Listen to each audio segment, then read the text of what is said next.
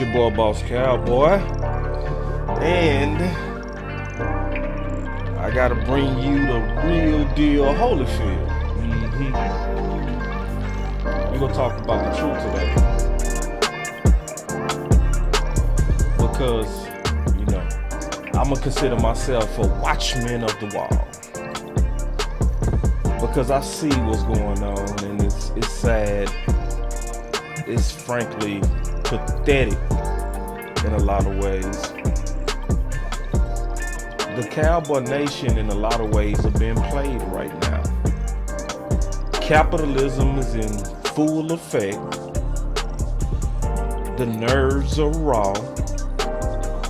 People angry because of the loss, and we looking for answers. But you gotta be real careful right now.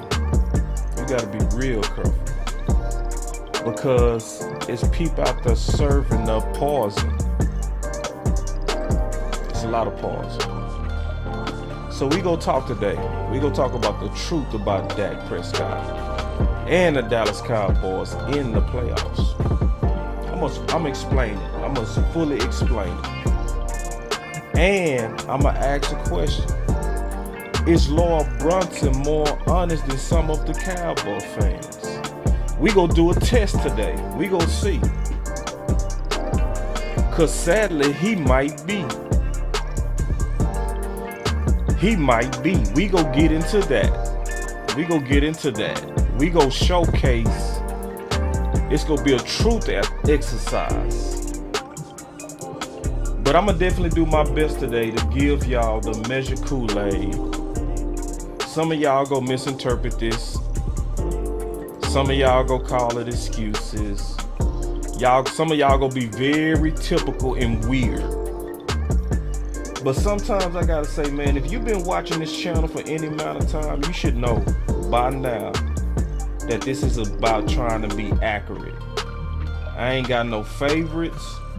My favorite is the Dallas Cowboys. I don't want y'all played. And I see a lot of y'all getting played right now. So we gonna talk about it, man. Y'all sit back. Let me get this Millennial Falcon together. I will be right back.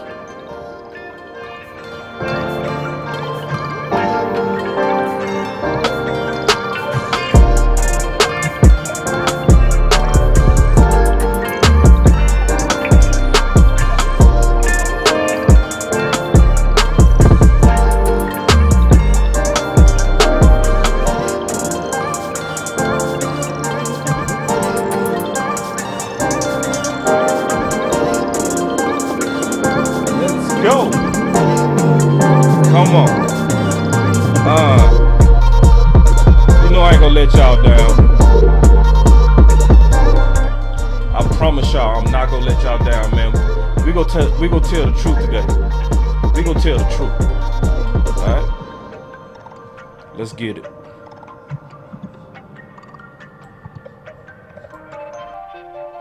Alright.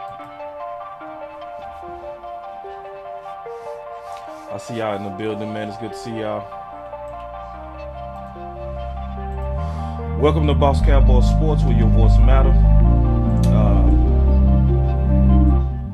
It's a sad day, real talk. I see what's going on around the Cowboy Nation. It's a lot of clickbait that's going on. It's tons of it. And the conversation is centered around Dak. It's majorly centered around Dak. So what I'm gonna do today is I'm gonna measure all this Kool-Aid. I'm gonna put all this Kool-Aid out there. All right. You can drink it if you want to. You can spit it up. I would say first, listen. Just give me a full ear. Listen. It's a big thing for Boss Cowboy to actually say publicly that he drunk Kool-Aid. Listen, I do not drink Kool-Aid without first measuring. So, I want y'all to fully hear me out today, all right? So, if you come in with a prejudged notion, you're going to misunderstand. And I'm going to tell you, because I'm disappointed, especially at the local media. What's up, West Coast? I see West Coast just jumped in. What's up, homie? I'm disappointed at the local media because they playing y'all. It's a whole lot of y'all that they using your emotions to try to get you to turn against your own guy. All right, and they don't care. It don't matter that this could destroy the team. It don't matter about him suffering with mental illness before anything. None of that matter. It's about the money. I heard people on the media today literally talking about trade options for Dak, as if they don't know that there's a no trade clause in his contract. So why are you even having a public conversation that's impossible? That should tell you right there that they trying to wee woo y'all. Oh, you see this guy? See this guy? Number one bullshit guy. He do the wee woo. And it's disappointing. It's super disappointing. And so that's where we got to use our common sense. That's where we got to be able to recognize when somebody trying to play you with fake news. It's all fake news. It's phony stuff. It didn't happen. It's a lot of fake news going out right now. See, you got to remember in the off season, see, some of y'all tune out after the season, and that's when they do their worst dirt. You are fake news. That's when a whole bunch of fake news start coming out. A whole bunch of games. How did you have a whole segment on trade possibilities as if y'all are not experts to know that that's impossible? So that should tell you alone that this is about money, and that some of the negative stuff you go hear on your quarterback is not according to truth. It's just according to what's going to get shock value and attention. So that's one of the first things I'm going to say in terms of telling the truth about what's going on with your quarterback is you got to be very careful to the news that you even let into your ear gate. You got to be careful of who you trust right now, especially when you angry. What's up, Amp? I see my boy Amp in the building. Amp Sports. What's happening, big dog? Another content creator in the building. Getting ready to get kicked off. Big homie. So what I'm going to do today is I'm going to explain in detail the problem, the real problem of what's going on with Dak. And I'm going to tell you right now, the Dallas Cowboys in a lot of ways are failing Dak. They are failing Dak more so because of their commitment to Kellen Moore.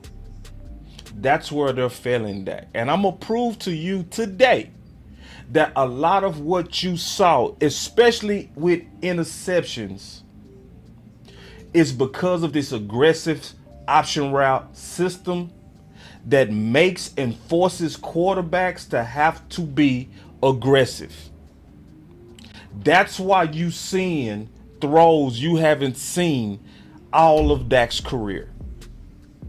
So I'm gonna ask you a question. Do anybody remember what Dak told Dez when it was supposedly some complaints about him wanting to get more targets when Dak was a rookie? Do anybody remember? So if you don't remember, that was where Dak said, I would throw it to him when he gets open. Yoga. Fire. So what does that mean? I would throw it to you when you're... See, under the old regime, under Scott Linehan and Jason Garrett, the receivers got the targets when they won the route. So it was all on the quarterback 100% when it came down to the distribution of the ball. So it took two things to happen. It took the receiver to win, and it took Dak to see it, and then finally he would throw it. Under that scenario, your quarterback day one was one of the best decision makers in the entire game. In a whole year, he only threw 4 interceptions. In a whole year. He broke over 15 all-time records in his first year. But that was the days in which he was responsible for the distribution of the football. But then something happened. What happened? We got Kellen Moore. And with Kellen Moore came the whole new system. I used to call it the system, right? Jay Tuck came back and he actually did some research at 3 a.m. He actually figured out the whole name. It's called a no identity offense. And it's full of aggressive option routes. And with these aggressive option routes, now Dak is not throwing or has the job that he used to. Where his old job used to be, if you win, then I throw it. It changed. It changed. Under the no identity offense, now it's about anticipation. Beating the defense based on seeing what the defense is, reacting to it by finding the open spots, usually in their zone, taking what that defense gives, and the receiver and Dak being on the same page at the same time, seeing the same thing. Now, when Amari Cooper was your number one, what's up? Whenever I see content creators, I acknowledge them. We got my boy Philly Mike in the building. He said last year he was throwing picks like this.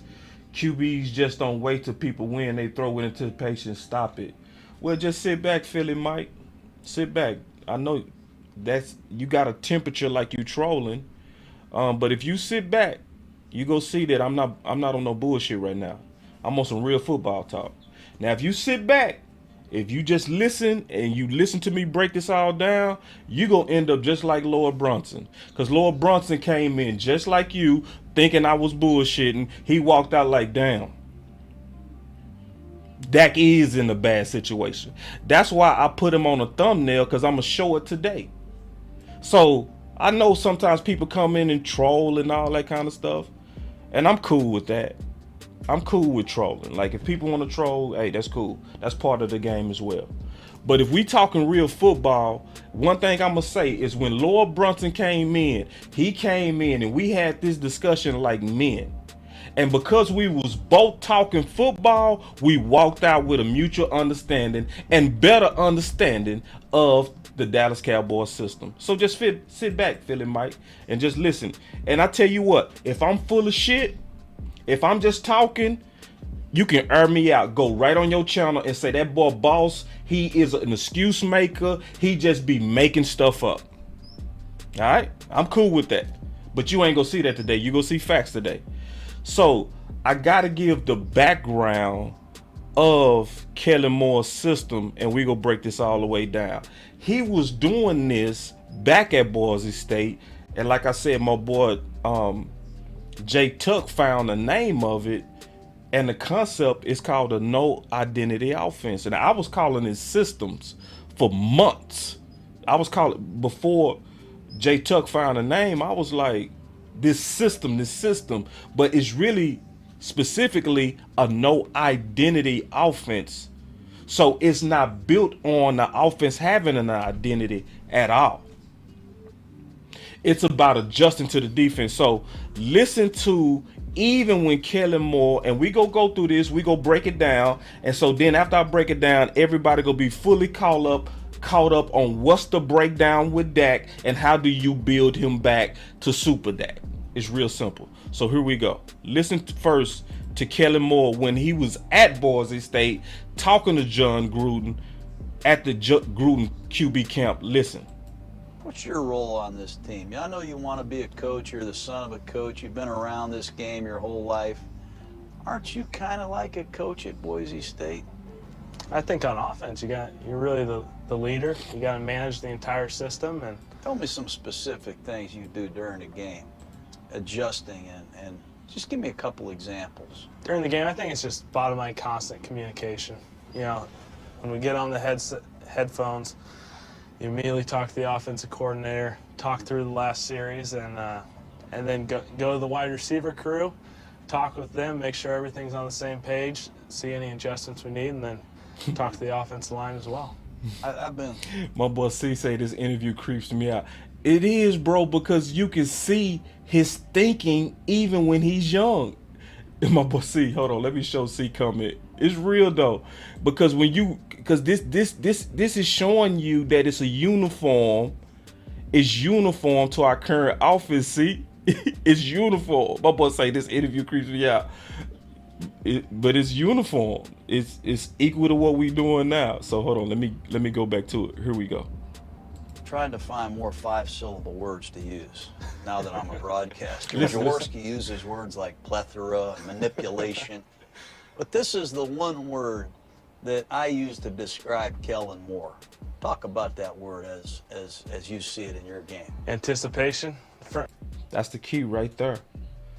Because, see, if you go back and look at the actual YouTube of Kellen Moore and Gruden in this interview, you could see where Kellen Moore was throwing the ball way before a receiver came out his break.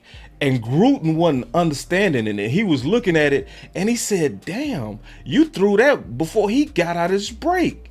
And that's when he started talking to him about massive anticipation. Yes, every quarterback's supposed to throw to a degree of anticipation. But with option routes, because you throwing to a spot in a zone, you throwing it usually way early, which makes it almost impossible to stop.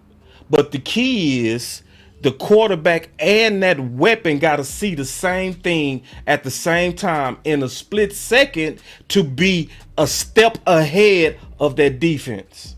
That's why the key word is anticipation. Listen. From a quarterback, I think it goes back to, you know, building that base Monday through Friday. And when you understand your concepts, you understand where guys are going to be, and you understand the way you're trying to adjust according to the defense. See, what did he say? When you're trying to adjust according to the defense. I done showed y'all all year Kellen Moore saying that we take what the defense gives us. That's what this is about. You can anticipate routes and throw it, you know, before guys are breaking, because you know. You can throw it before they're what? Listen, Philly Mike, unless you was trolling.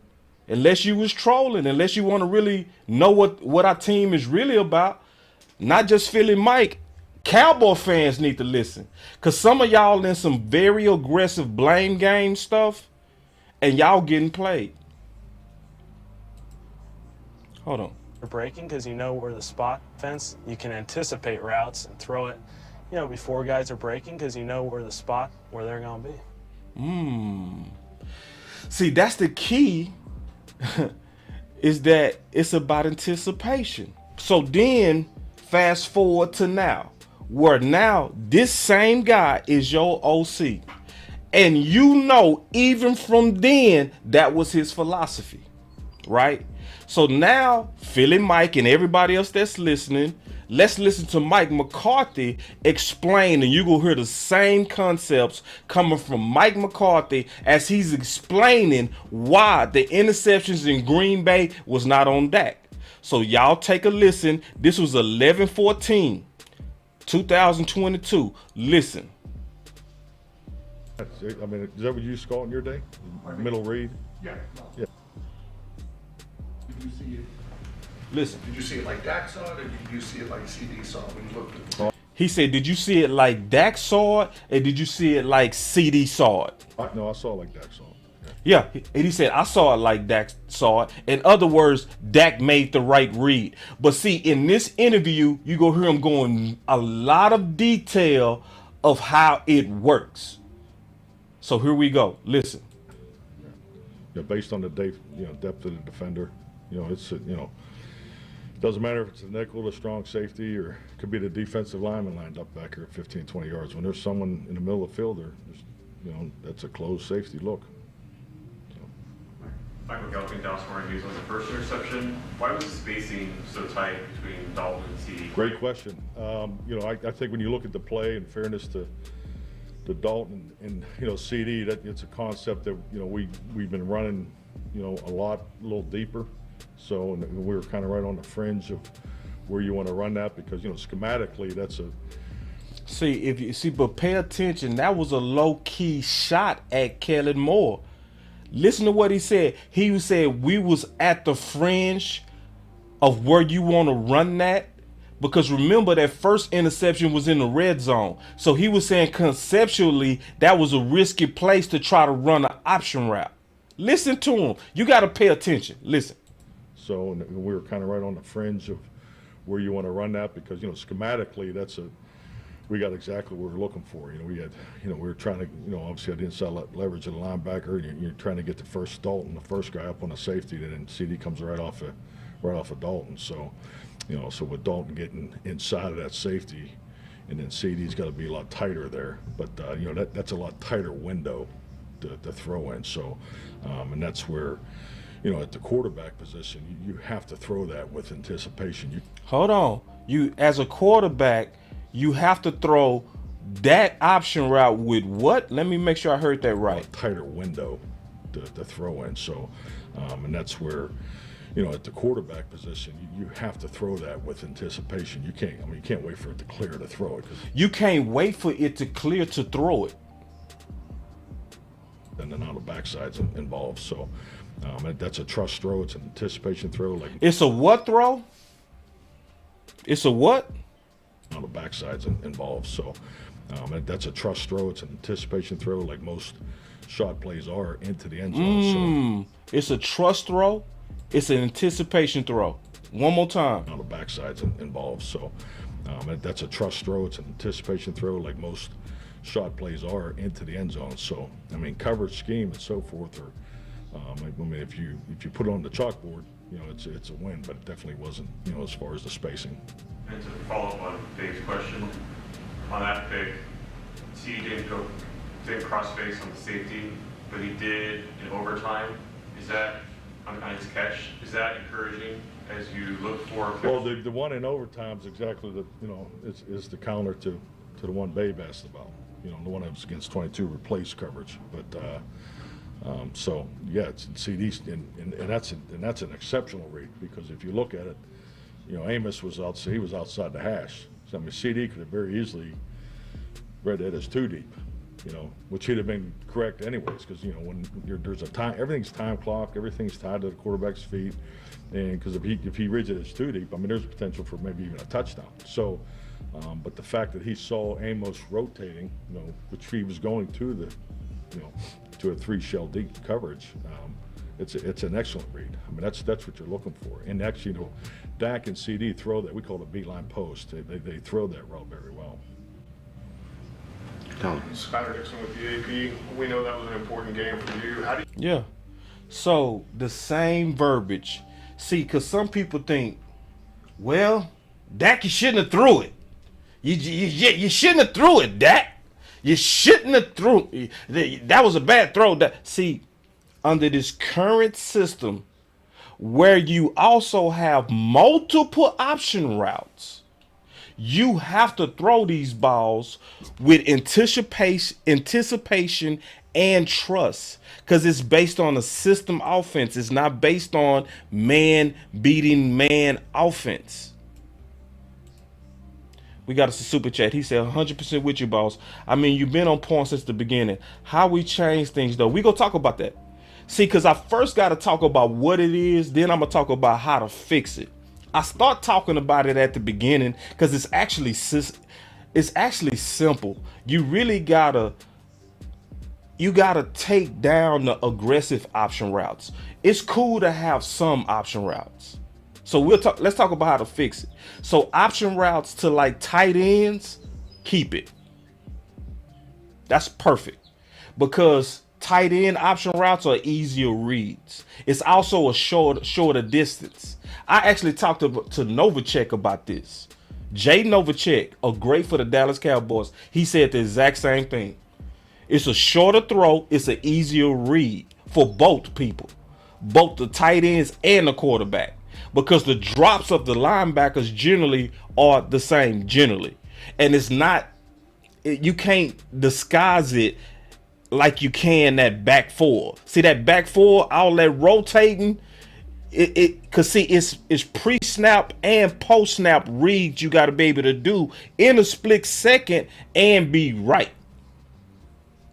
You know what I'm saying? So how you fix it is you don't have everybody out there running option routes. He should have a limited amount of people running option routes. It should maybe be your tight end and your number one, or your tight end and your slot. Everybody else has a designated route. And if you did that, you could also fit in better talent on your team. You wouldn't have people like Tolbert, a third round talent that couldn't play the whole year. And a whole lot of people keep asking, why we not seeing Turpin? You can clearly see he has that 4.2 speed. Why he not out there? If you can't read a defense in 1 second, you can't play in this offense. So you can't be just good in this offense. That's the problem with this offense. Being good is not enough in this offense. You got to be good and you got to have a PhD. You got to be able to read a defense just like Dak in year 7. Which brings me to this. That's why Amari Cooper was a better number one than CeeDee Lamb. Because we all knew this about Cooper day one. Cooper is very smart. He's a very cerebral athlete. That don't mean that CeeDee Lamb is not. But in my opinion, Amari Cooper processed the game just faster. Plus, he been playing against NFL defenses longer. And he was a number one even with the Raiders. So he had a lot of practice on reading defenses. So he was able to make the adjustment. Just like T.Y. Hilton. T.Y. Hilton came in and within 3 weeks, he was already sitting in them zones. Why? He was a former number one. He was the option route guy with the Colts, so he fit Dallas. But the problem with this system is you got to get former greats, former number ones, or college athletes that's extremely smart and good. Sometimes you got to say dumb it down, Kellen Moore. So if we go answer your question, James, I just answered a lot of it, but we go get to some more answers. Because see, you can make this better, but I'm gonna tell y'all right now what Kellen Moore showed most of this year is that he was greatly stubborn. But let me keep going real quick, because we breaking down these option routes. See, this is the next thing I'm gonna show y'all about these option routes that's sad. The other sad part about these option routes is that it was predictable that it was going to cause more problems. So after the Green Bay game, I want y'all to listen to G-Bag Nation, and I do have this link in the description, as they was describing this. Oh, good one, Trey. Like Cole Beasley. You talked about Cole Beasley able to run option routes. Why do y'all think Cedric Wilson was such a good fit for us? Why do you think Cedric Wilson and Dak did so good last year? Guess who was an ex-quarterback? Yoga fire. Cedric Wilson. So Tolbert only been playing football 4 to 5 years. So you saying, and you new to football itself. And now listen, somebody said Brunson is a troll. No. On this particular subject, no, he wasn't. That's why I'm going to show y'all. And that's why I asked the question, is Brunson more honest than some Cowboy fans? We go talk about that. We go come back to that. Because I'm going to say, actually, he is. I'm going to show y'all that, too. I'm going to show y'all that on the spot where he could have kept it fake, he kept it real. I'm going to show y'all that. And a live debate with me. And then I'm going to have you ask yourself, does he have more integrity than you as a Cowboy fan? So, all right, so here we go. So listen to G-Bag Nation, and then, because I want everybody to understand this, and then we go get into the details. So listen to G-Bag Nation after the Green Bay game, where it came out that those option routes was the fault of CeeDee Lamb again. Because 3 plays, likely 4, was on CD, direct causes of interception. Listen. Archer says the X factor moving. Hold on. Here it is. Forward is the passing offense. Everyone knows the run defense needs to get better, but the offensive passing game will be more important. The Cowboys need to be able to throw and score more points, as they have just 23 pass plays of 20 yards or more. And they obviously could use a guy like Odell Beckham Jr., writes Todd Archer. Yeah, sure. Yeah, that would be nice, to get Odell Beckham Jr. in here. But I don't think you can go into it with the game plan of yesterday. Like, hey, our passing game is money now. We got to make this happen. I think that's a problem. Going over 40 attempts, problem. I think only 5 quarterbacks in the history of the sport have winning percentages in games where they throw it 40 times or more. Did you hear that? See, because a lot of people like to say, Dak can't throw it over 37 times. Nope. History say throwing that much ain't good for no quarterback. See, that's why I want to talk about the truth today. Because, see, a lot of us, we be hating on our own quarterback because we be actually listening to fake news too much. It's all fake news. It's phony stuff. It didn't happen. See, y'all be listening to the wee-woo, and they be playing y'all for your eyeballs because they know you're mad.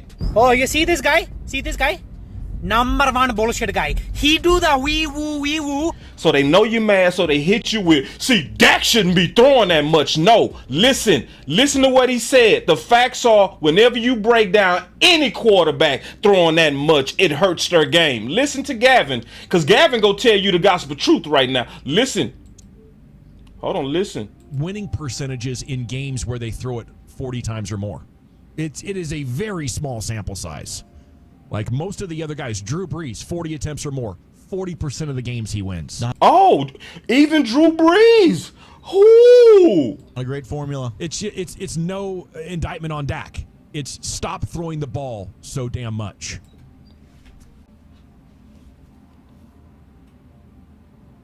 But see, how many of y'all be out here saying, see, Dak don't need to be throwing that much? Change your conversation. Why don't you say, nobody need to be throwing that much? Because it's dumb. It's dumb. But guess what our quarterback like to do? I mean, not our quarterback, our OC. What did he do with Ben DiNucci? Threw it 40-some times. Gilbert, he threw it 38 times. And in the game that we lost to Philly, he threw it 38 times with Cooper Rush. And you saying Drew Brees couldn't even do it? And he had backup quarterbacks doing it? So then ask yourself, how many times did Dak throw it against San Fran?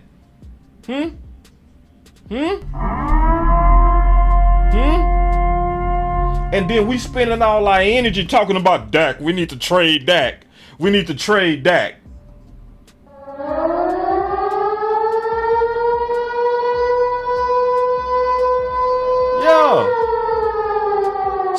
Yeah. So for anybody to say, yeah, Dak need to be better, I ain't gonna say you lying on that.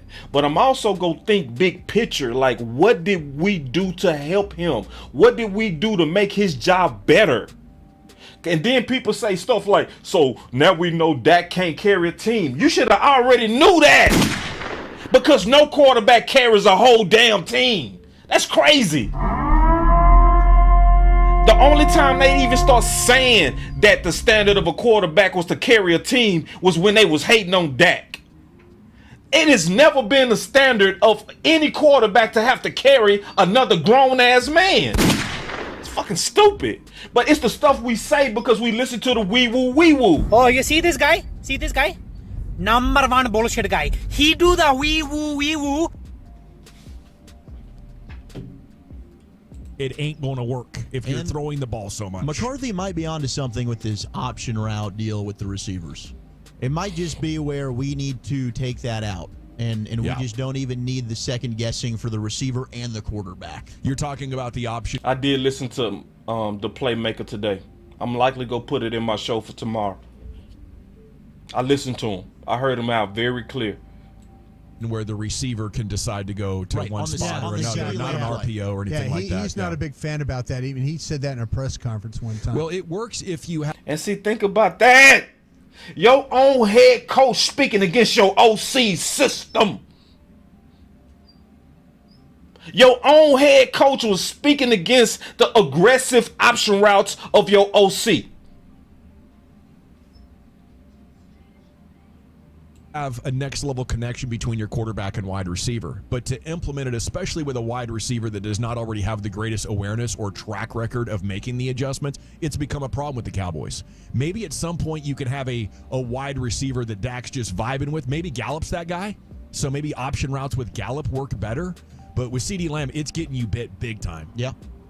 It is frustrating, though, because it puts a cap on really the ceiling of what your passing game could be. If you have that next level connection with your catchers, now things are happening that are on the fly, and it's a very difficult thing to do. I mean, to be running full speed on a route and have to judge the positioning of you're judging the defender, coverage. Yeah. Right, and in real time make that split-second decision. But and you got to make sure you're seeing the same thing that the quarterback sees. Correct. So there's a lot that has to go right there. A lot that has to. And you need it's years been of proven experience. That it's not necessarily always working out for the Cowboys. They corrected it in overtime, and good for CD and Dak there. They hit on that play, but now we're talking back-to-back games, critical interceptions, and that one really killed you yesterday. Yeah, I would love to know how many teams are consistently running the option routes, what type of quarterbacks and wide receivers and play callers do have something like that down, because I like an Allen and that, a Diggs, they've got that down. A Mahomes and a Kelsey, a Mahomes and a Hill, like those guys that just have a Brady and an Evans. There really shouldn't be an excuse for Dak and CD not to have it. It's not like they just woke up and started playing together yesterday. Shouldn't be, but we've seen simplifying this offense has worked for this team this year.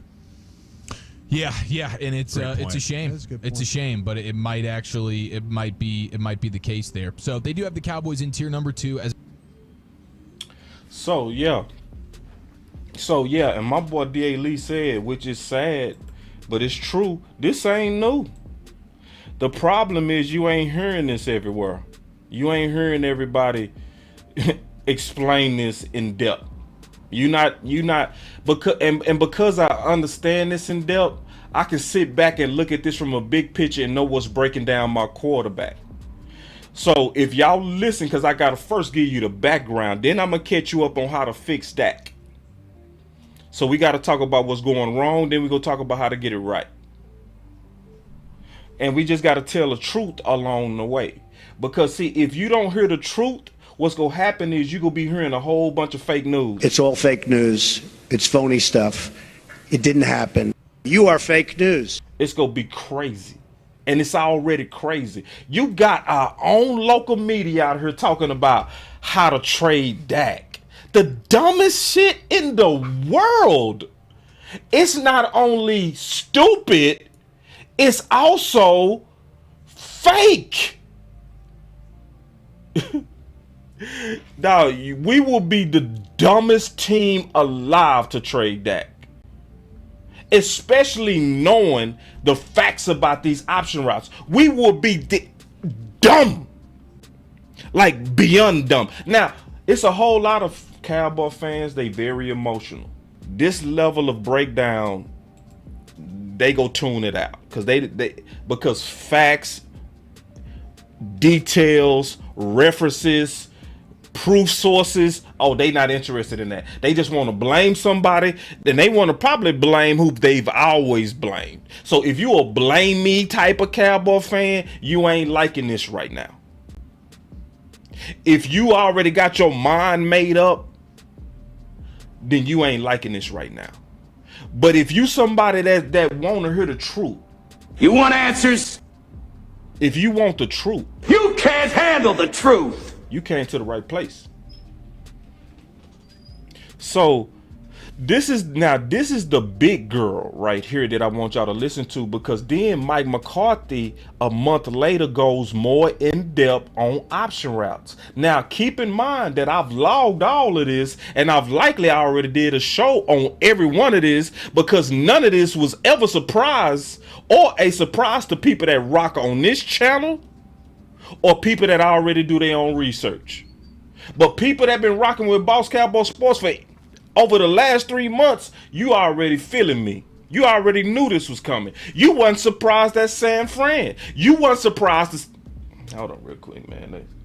Hold on real quick. Let me just get to it. This is now this one, I got to break this down. Listen to Mike McCarthy a whole month later where he was talking about anticipation. So this was December 14th. So listen. Have to have both the West Coast principles in the digit system. Mike McCarthy here on Sean and RJ. Coach, hold on. Football education from you when it comes to a point of discussion. And this week it's the option route based upon the Packer game. Can you just explain to us, Coach, as simply as you can, the complexity of option routes, why they're so difficult to stop and why they're so difficult to execute? Well, it's just like anything in football. You're tying every route, in an offensive play, but you're tying every route to the quarterback's feet. And the option route is the exception because, the quarterback. See, notice, because I saw somebody say somebody said Dak's feet was off. I saw somebody say that. See, notice he said with the option routes, the feet work is the exception to the rule of routes being tied to a quarterback's feet. Now, hold on. Now, this is only if you want to know the truth today. Now, if you're a blamer, go ahead and get off. Get off the channel. If you just somebody who want to troll, get off the channel. But if you want to hear facts, sit down. You want answers? Sit down. We getting ready to break this down, okay? You can't handle the truth. So we finna break this all the way down. If you want the truth today. You want answers? All right, so here we go. Listen, cause you gotta listen close, and you can't be listening with your feelings. Because if you're in your feelings, you came in here to just blame somebody. You want to blame Mike McCarthy, or you want to just blame Kellen Moore. I would rather you not even blame Kellen Moore. I would want you to have some solid reasons to not like Kellen Moore or his offense, or I want some solid reasons not to like Mike McCarthy or Dak. So what I'm giving you today is solid reasons. Difficult to stop and why they're so difficult to execute. Well, it's just like anything in football. You're tying every route, in an offensive play, but you're tying every route to the quarterback's feet. And the option route is the exception because, the quarterback is the decision maker where the ball goes. And, when you have, a route adjustment that just has, one option at the breaking point of the route. So, but the option route gives you the ability to, it gives you three options. You can hook it up, you can break it to the left. See, notice he said in a traditional offense, the quarterback is the decision maker based on the break of the receiver, which goes back to what I said. Dak said originally as a rookie, I will throw it to you when I see you open. Y'all remember? That's why I'm going back to that. So if anybody want to know how to fix Dak, the real way to fix Dak is take Kellen and Dak and separate them. Dak, you're not doing this no more. That's if the Cowboys are serious, though. But listen. Keep listening. You can break it to the right. So, based on the defense and how they defend that, they're going to play with some form of leverage to play to their help of the rest of the coverage unit. So the ability to break away from that leverage is an excellent advantage for the offensive player on option routes. So, but just like anything, you got to make sure that the technique at the top of the route is critical because. You can't telegraph the option route because now you're giving the ability to the defender to really settle and get your hip pocket. So, and you got horizontal option routes, which is I think the one you're referring to, and then you do have vertical option routes too. So, it's a route that takes more timing because if you can see the quarterback, his feet have to be really in position with his cleats in the ground as far as being ready to. Have to have the weight distributed to throw the ball, still with some anticipation, and it's really the body language of the route runner is critical because he's got to be able to talk to the quarterback, with his body language. Wow. Yeah, that's a lot. It's a good explanation, and fans watch the game and they see an interception, it's like, oh, it's the quarterback's fault. Yeah. And that's not always the case. But how often, do quarterback and receivers see the coverage differently, and how common is that? That's a great question. That's a question of the year. I get some applause there. No, that was excellent. No, that's exactly that's the challenge of the route, and that's why. And if you go back through the history of offensive systems in the NFL, you have your two main ones that have been in this league for decades. You had the West Coast offense versus the digit system. So now he finna break down the difference between the West Coast offense and the digit system, which the digit system is what has option routes built into it. But basically, if anybody been watching this channel for any amount of time, you also know that Mike McCarthy has been pushing for an offense to have more West Coast principles in it. We've been showing y'all that he's been saying that all offseason. Listen though.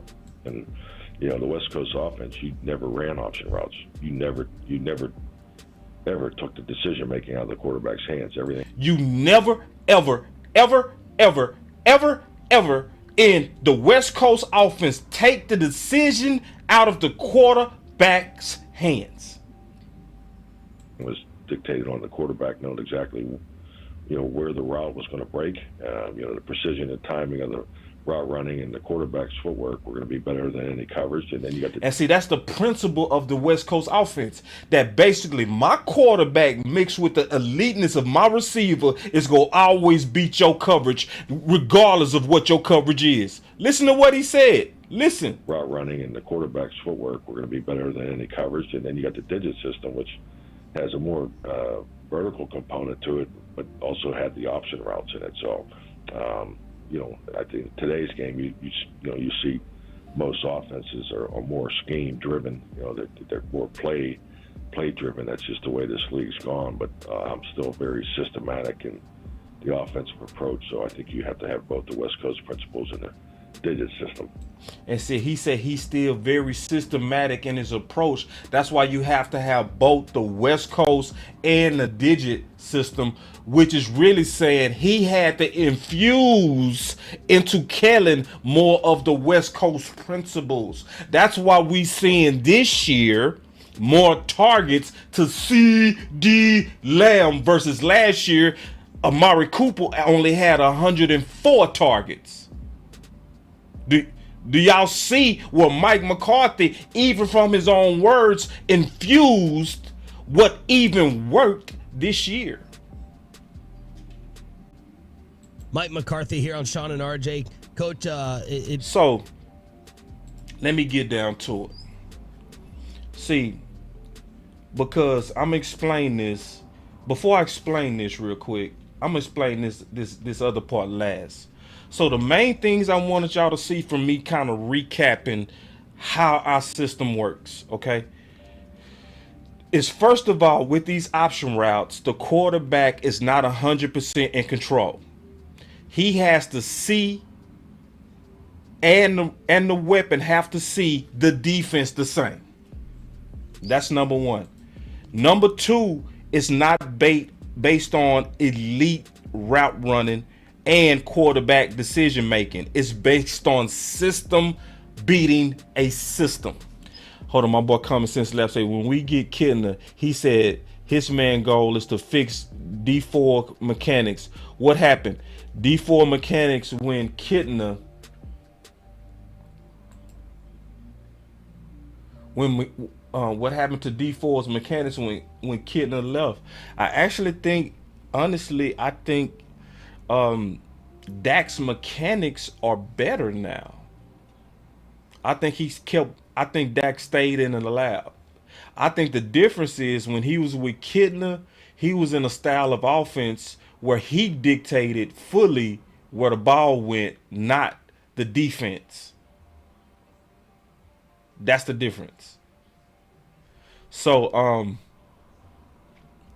real quick, I asked the question at the beginning, is Lord Brunson more honest than some Cowboy fans? That's my question. So let's talk about it. Okay, so let me pull up the homie Lord Brunson, and we go see how he was, and then we go see what he became. Because how he was is how a lot of Cowboy fans are with me when they don't understand that I'm coming with facts. Some people make the mistake of thinking that I'm caping for Dak, when really all I'm doing is I see this whole thing clear, and likely you don't. And because I see this clear, I know who to put my focus on. That's all it is. And what we can't do is we can't get in our feelings or fall in love with the idea that it's Dak's fault to the point we can't hear another case. I can't be open to what's really going on. Because if you open, I'm going to give you the truth. You can't handle the truth. But that's if you want it. You want answers? That's if you want it. So let's go through Lord Brunson before, and then let's talk about Lord Brunson after. Because this is real. And I respect him for how he handled this. Because he handled this, I'm going to be honest, he handled this better than some Cowboy fans. I want y'all to check this out. Listen, watch this. This is him before. Listen. Of what he said about Boss, and then we go talk about it. Here we go. But that's what they doing now. They want us to praise them, but when you say, and they make excuses for their shortcomings. The dude, Boss Cowboy. Whoa. Boss Cowboy. We're going to say names today. Wait. The dude, Boss Cowboy. What he say on Twitter? Wait. Kellen Moore with all these option routes is responsible for a number of the interceptions that Dak Prescott has thrown this season. Come on, man. Stuff like that I just can't get behind, bro. Wait. Stuff like that I just can't get behind, bro. This is the first time in the history of me watching sports. I'm 35 years old. Hold on, man. See, I can always tell when y'all come in late. I can always tell when y'all come in late. Or I can tell when you just read the thumbnail and you come in here. Because I already addressed this, bro. He said, this ain't high school ball, boss. You get paid to do a job. You see the hazard and still do it. Come on now. So you late, dog. Let me go and catch you up. What I showed, go back and watch the previous 30 minutes, bro. I went through the whole background proving that the option routes have to be thrown based on trust and massive anticipation.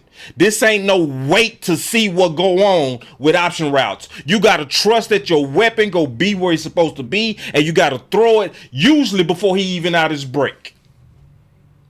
So yes, you do have to throw it blindly, dog. And that's the problem with this system, and this is why we saw such an uptick in interceptions. And I'm trying to give y'all the facts, but you got to want the facts, dog. Now, if you want to cry, okay, this the wrong channel. That's why I'm showing y'all how Lord Brunson handled this was actually like a damn man. And I'm finna show y'all that because he came in just like y'all thinking I was making excuses. And when we talked it out, you go watch him do a full about face, but it's based on facts, not feelings. That's why the question is he better than some of y'all? Is he more man than some of y'all? For their shortcomings. Listen. The dude, Boss Cowboy. Whoa. Boss Cowboy. We're going to say names today. Wait. The dude, Boss Cowboy. What he say on Twitter? Wait. Kellen Moore with all these option routes is responsible for a number of the interceptions that Dak Prescott has thrown this season. Come on, man. Stuff like that I just can't get behind, bro. Wait.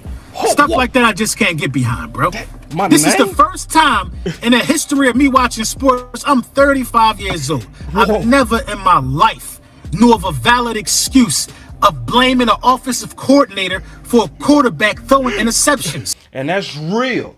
He ain't never heard in his life a valid reason for a quarterback throwing interceptions. So when you hear me breaking this down, until you learn the facts, you will think mistakenly that I'm caping for Dak. And so he doing what he's supposed to do. He calling me out because at first it seemed like I was being phony. But he was man enough to actually talk to me. Some of y'all, like, kick Teddy out. Say, admins, Teddy, kick Teddy out. I don't like him. I just don't like them types. This dude say, so y'all an NFL coordinator now. I ain't got to be a coordinator, you dumbass. Listen, I quoted coordinators. I don't got to be the coordinator to quote them, you dumb fuck, you idiot. Kick him out. Get Teddy out of here, man. I don't like dudes like that, old weirdo Cowboy fans. Get him out. Admins, kick him out. So, yeah, here we go. All right. Sometimes you got to check our own fans. Sadly, somebody like Philly Mike literally sitting back, likely listening. And he over here like, damn, boss making sense, right? Then you get our own fans who come in here who want to hate on Dak so bad that they can't help but keep hating. They can't even help it. They can't help themselves. So when you getting truth, your dumb ass can't even recognize it. You want answers? Oh, you want to go listen to dumb people say stuff like, who should we trade Dak for? And then your dumb ass go, oh, maybe we should get Aaron Rodgers. And it's a no trade clause in his contract. And you don't even see they playing on your feelings. Some of y'all honestly just dumb. Just straight up. And some of y'all just like drama. So when somebody come to try to calm you down and say, bro, your quarterback good, bro. We just need to tweak the system to fit him better. Oh, I don't want to hear that. You need to hold Dak accountable. Man, shut up. You just dumb. You just dumb, bruh. I tried to talk smart to you, but you too dumb to keep up. Oh, hell no. So let me go back to actually a dude that's a rival that's more man than some of y'all. Listen. But this is what they do, though, yo. Whoa. They make excuses. There was no excuses for when they was beating teams with they back up. But they made a lot of excuses for why they couldn't do it against the Philadelphia Eagles. Wait, dog. Whoa. You say we naming names. So this is the thing. He was man enough to come in the building. So now he actually came in because I was addressing it and I said, bro, come on live. Let's talk about it. And I didn't think he was going to show up. But guess what? He showed up and he showed up to shoot. He didn't show up scared. He showed up ready to challenge. But the difference between Lord Brunson and some of these Cowboy fans is he was still open. So just watch. And because he was open and he listened, he was like, just watch. And this is sad to say that Lord Brunson is more man than some of our own fans. Listen, watch this. Watch this whole thing, how it break down. Watch. I thought I heard somebody come in the back door. Hold on. Oh, Lord Brunson is in the building. What's up, big dog? I knew I heard somebody. What's up with it, bro? That boy said, I ain't scared. What's up with it? Let's go. All right. So what's your response to me? You been listening? My response to what? No, I haven't. I got you. I saw your link and I tapped in, but I get the gist of what you're saying. You know, I understand the option route and how it could be confusing. I understand the number system and all of that. You know, we've been doing all of this stuff for a long time. But what I don't understand is the excuses. Man, that dude came to fight. He came to fight. He wasn't coming to be friendly. He was coming to let the nuts hang on your boy, boss. You can even see it with that sneaky smile. He said, bruh, I don't understand the excuses. But keep watching. You know what I mean? Don't these guys practice this? I don't get the excuses. Like, come on, let's be 100. They practice every week. CeeDee Lamb ain't no new receiver to him. Kellen Moore is not a new coordinator. I mean, the excuses. And then, you know, on your tweet that I responded to, you talk about 3 interceptions. Don't he got 9 in 8 weeks? Yeah. It's a lot of interceptions, man. It is. So for you sound like an honest guy. Yeah. He playing bad, right? Nah, I wouldn't say he playing bad. I would say he's not as consistent.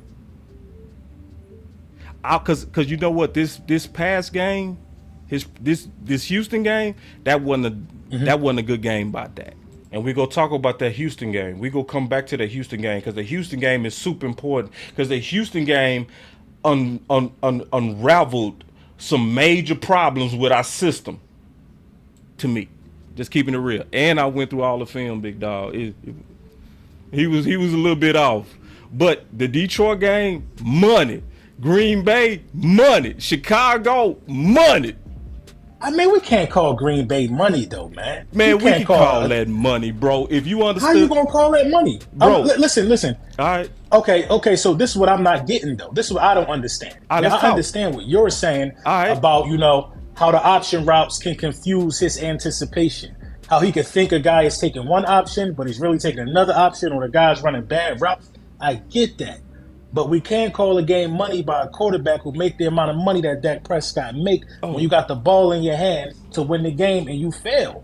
We can't call that money. That's normal logic. And that logic makes sense for most quarterbacks and most systems. See, that logic he on, that's why he fighting me. He like, bro, I ain't hearing that. You paid him to make good decisions with the football. And so until I explain our system, he hitting me because he trying to understand it. But at least he been open. Listen. It's not a money game. But when did he fail? Hold on, bro. He failed when did he have the ball in his hand? Yeah, and he had just the ball in his won hand his and with a game, chance big to win it dog. overtime. Oh, we talking about the Green Bay game, right? Okay. That's the one you call money. Okay, you ain't okay, call go. the Texan game money. Gotcha. Okay, I'm with you. Go ahead. Yeah, you know what I'm saying? The Green Bay game, that's not money though. You know what I mean? When did y'all? Listen. So this is what I remember from the Dallas Cowboys. All right. I remember back in the day. You know what I mean? Not to take no shots at y'all. Y'all had a little more pride than this. And he took a shot anyway. Not to take a shot, to take a shot.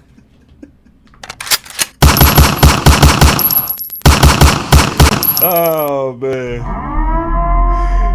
Not to take a shot, but y'all had more pride than this. Mm-hmm. Y'all had much more pride. Man, you thought of y'all. When did y'all lower y'all standards to call it that Green Bay game money?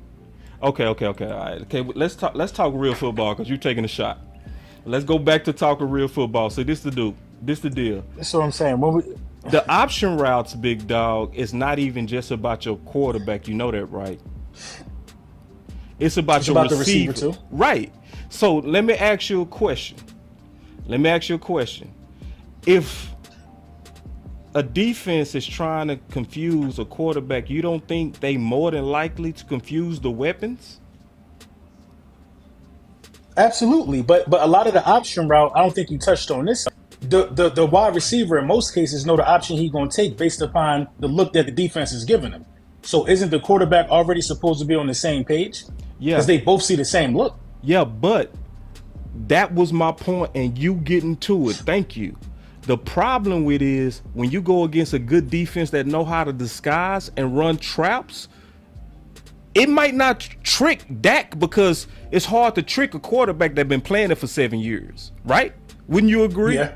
But if you take new receivers and put them in our system, and now you doing a bunch of tricks and disguises, you can throw Dak off by throwing them off. Wouldn't you agree? I agree with that. Okay, and that's all and that's why I'm saying, and that's why I'm glad we talking, because obviously sometimes when you talk things out, people can really hear each other out. Like, it's some things you was right on. Obviously, I'm way right on you. You know, I had to take a shot back. You know what I mean? He took a shot. I had to take a shot. I'm saying you losing this debate bad, big dog. You know, it's not even a debate. No, I'm messing with you, this was a conversation. No, I'm messing with you, bro. But it's the thing though. You explain 3 out of the 6. See, you don't think people trying to do that to Jalen Hurts? The whole NFL is trying to figure out how to stop Jalen Hurts. No, you don't think they throwing disguise after disguise after disguise? Yeah. But to me, if you compare it to Jalen Hurts, it just seemed like one guy is more locked in with his wide receivers and the other guy not. I could guarantee. See, remember Mike McCarthy talked about with traditional offenses, the quarterback is the ultimate decision maker on the distribution of the ball. That's the difference between Philly and our system. That Jalen Hurts is seeing way more different looks than Dak Prescott. And I looked at that film. Okay. You feel like he way more different looks than Dak Prescott. But that's not the issue though, Lord. See, because the issue is, all right, let me ask you a question, because I can tell you're an honest guy too. So you heard, you didn't hear this part. Let me play this for you, and then we'll talk about it, all right? And then how long you got? Because I know about 10 minutes. You know what? Probably like 10, 15. Yeah. All right, let's do 10, man, because you just jumping in. You showing love to the channel. So, but listen to this, and let's talk about it. Listen. Practice it. This is what changed them right here. And this is what, see, this is the thing I respect about Lord. The facts changed him, bro. Just listen. Watch this. Hold on real quick. When we talking about our option routes, listen. And you can't dab on it, option routes. Yeah, no, definitely. I mean, if you're going to run option routes, you need to live in that world. That's been my experience. You can't dab on it. Option routes are really not part of the old traditional West Coast offense. And remember, in this very interview, Mike McCarthy said himself he is not a fan of the option routes that Kellen Moore runs. I've had quarterbacks in the past that didn't really like them, and it's really about the connection that they have with the receiver. And so he referring back to that West Coast style system. And see, notice he said, I had quarterbacks in the past that didn't like them. You got to slow down and say, who was those quarterbacks? Was you talking about Hall of Famer Brent Favre? Was you talking about Joe Montana? Was you talking about Steve Young? Which one of those Hall of Famers was you talking about don't like the system that Dak is in? I've been in systems where only certain guys run them. This is the most aggressive system that only certain guys run them. This is the most aggressive. Only certain guys run them. This is the most aggressive system that I've been in. So usually, I get what he's saying. Usually, your option route guy usually come from the slot. So you telling me you guys are running an offense to where you got a Z and a Y and a slot guy all running options? Exactly, bro. Ain't that crazy? Watch this. Now, let me see if some of y'all can do this. Now, he came to fight me, dog. He came to take my Dallas Cowboy head and turn it off my neck in front of my own family.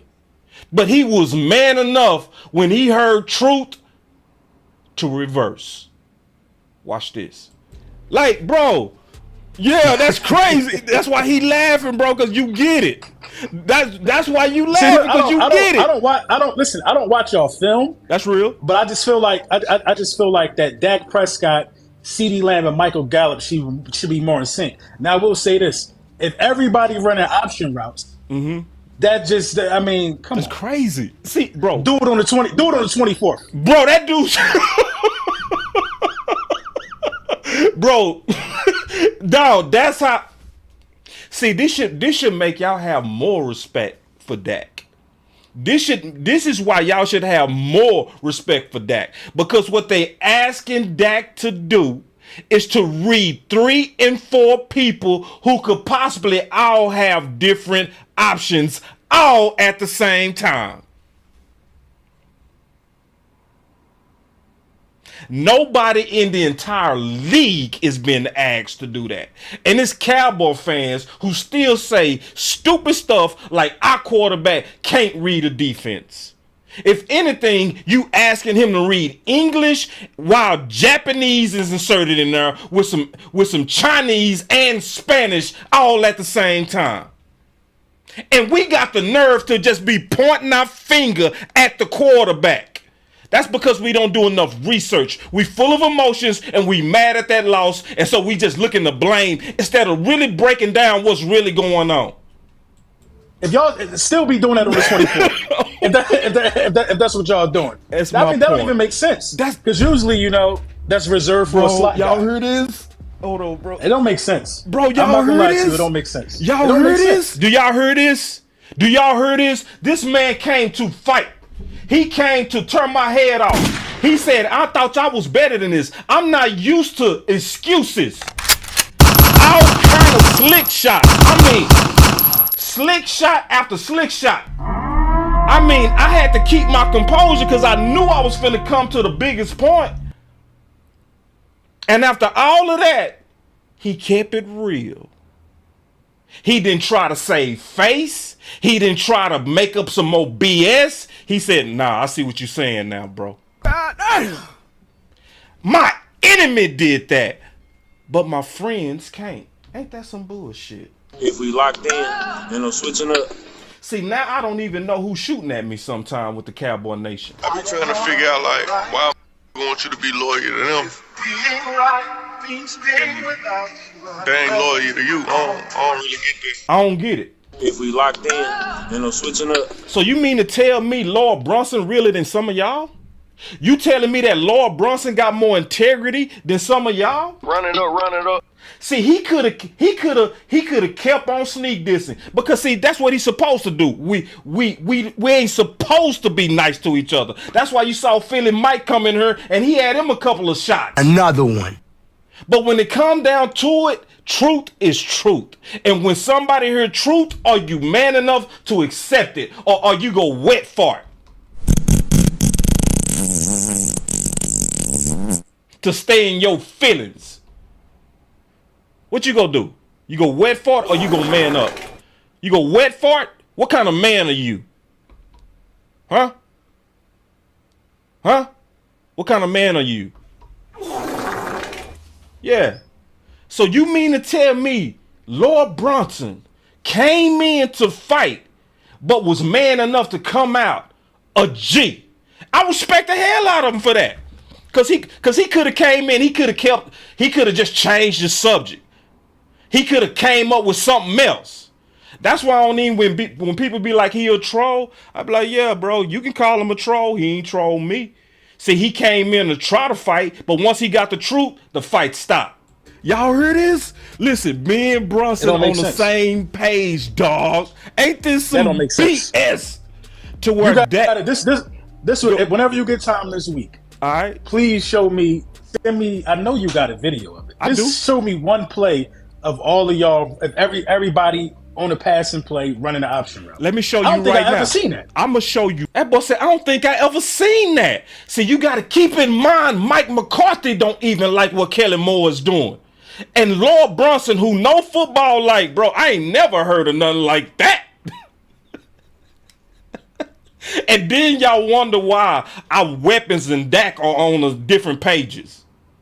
That's why I say y'all go get the truth today. Now, if you turn on the radio, you gonna hear bullshit like, who we go trade Dak for? What's some trade options? And they know it's a no trade clause in this, which means they plan on your emotions. Run it up. Right now, if you got a second, and then I'm gonna let you go. I also appreciate you coming in, big dog, for real. No, absolutely. As soon as you sent the link, I was as ready. soon as you saw it, I'm gonna show you right now, so then we can. Hey, should I show him this? Because he might send this to Philly scouts. No. They already seen it. Okay, yeah, they know it. Because honestly, I ain't gonna say it. But give me 1 second. Let me pull it up if you got a second, big dog. And then I'll let you go. But yeah, he came in. Though, bro, I didn't think you was crazy. That boy said, that's wild, though, yo. He hit me with the East Coast verbiage. See, I'm a Southerner. We don't say yo and son and God. That boy say, that's wild, yo. That boy hit me with that Philly jargon. Bro, yeah, that is, bro. That's crazy. And that's crazy. This is what I'm gonna do. I'm gonna send you the whole breakdown that I did, bro. And then, hold on real quick, because it's on wrong channel. Okay, Cowboy fan talk. No, Law. It's on Law channel, because me and Law talked about it yesterday. Give me 1 second, big dog. I'm pulling it up. 1 second. All right, so Law Nation. Look, we flying this plane, bro. Y'all already know. When we flying this plane, y'all be patient. He said, can you show a picture? Oh, wait. Check it out. See, this is why I love doing content right here. See, this is what content is about right here. What this comment, I gotta pause. This is why I know some people need to just get the truth. My boy Dan gave $2 and he said, great John Boss, I've seen the light, F. Kellen. Bro, I'm telling you, a lot of people don't even know this, bro. A lot of people don't exactly. When you start seeing the light, you know who to go after. But as long as you don't see the light, oh, Dak suck. Dak, we need to get rid of him. Dak, I hate Dak. I saw enough of Dak. I think Dak needs to do better. And yes, on some ways, Dak do need to do better. And we gonna talk about that. But we gonna talk about it in facts and truth. We not gonna talk about it in an emotion and scornness. We not gonna do that. We not gonna go after our own guys just because we mad. You the type of men that'll go out there and slash your wife tires when she need to go to work because y'all had an argument. What kind of man are you?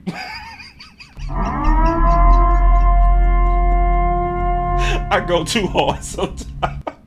What kind of man are you? Bruh.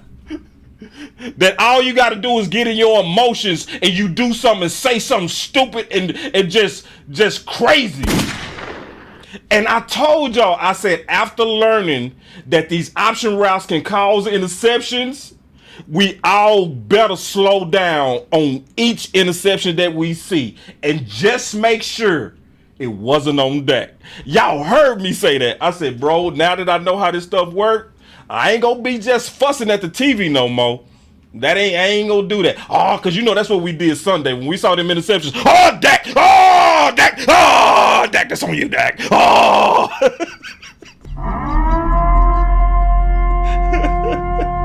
Oh, my boy Landlord in the building. What's up, dog?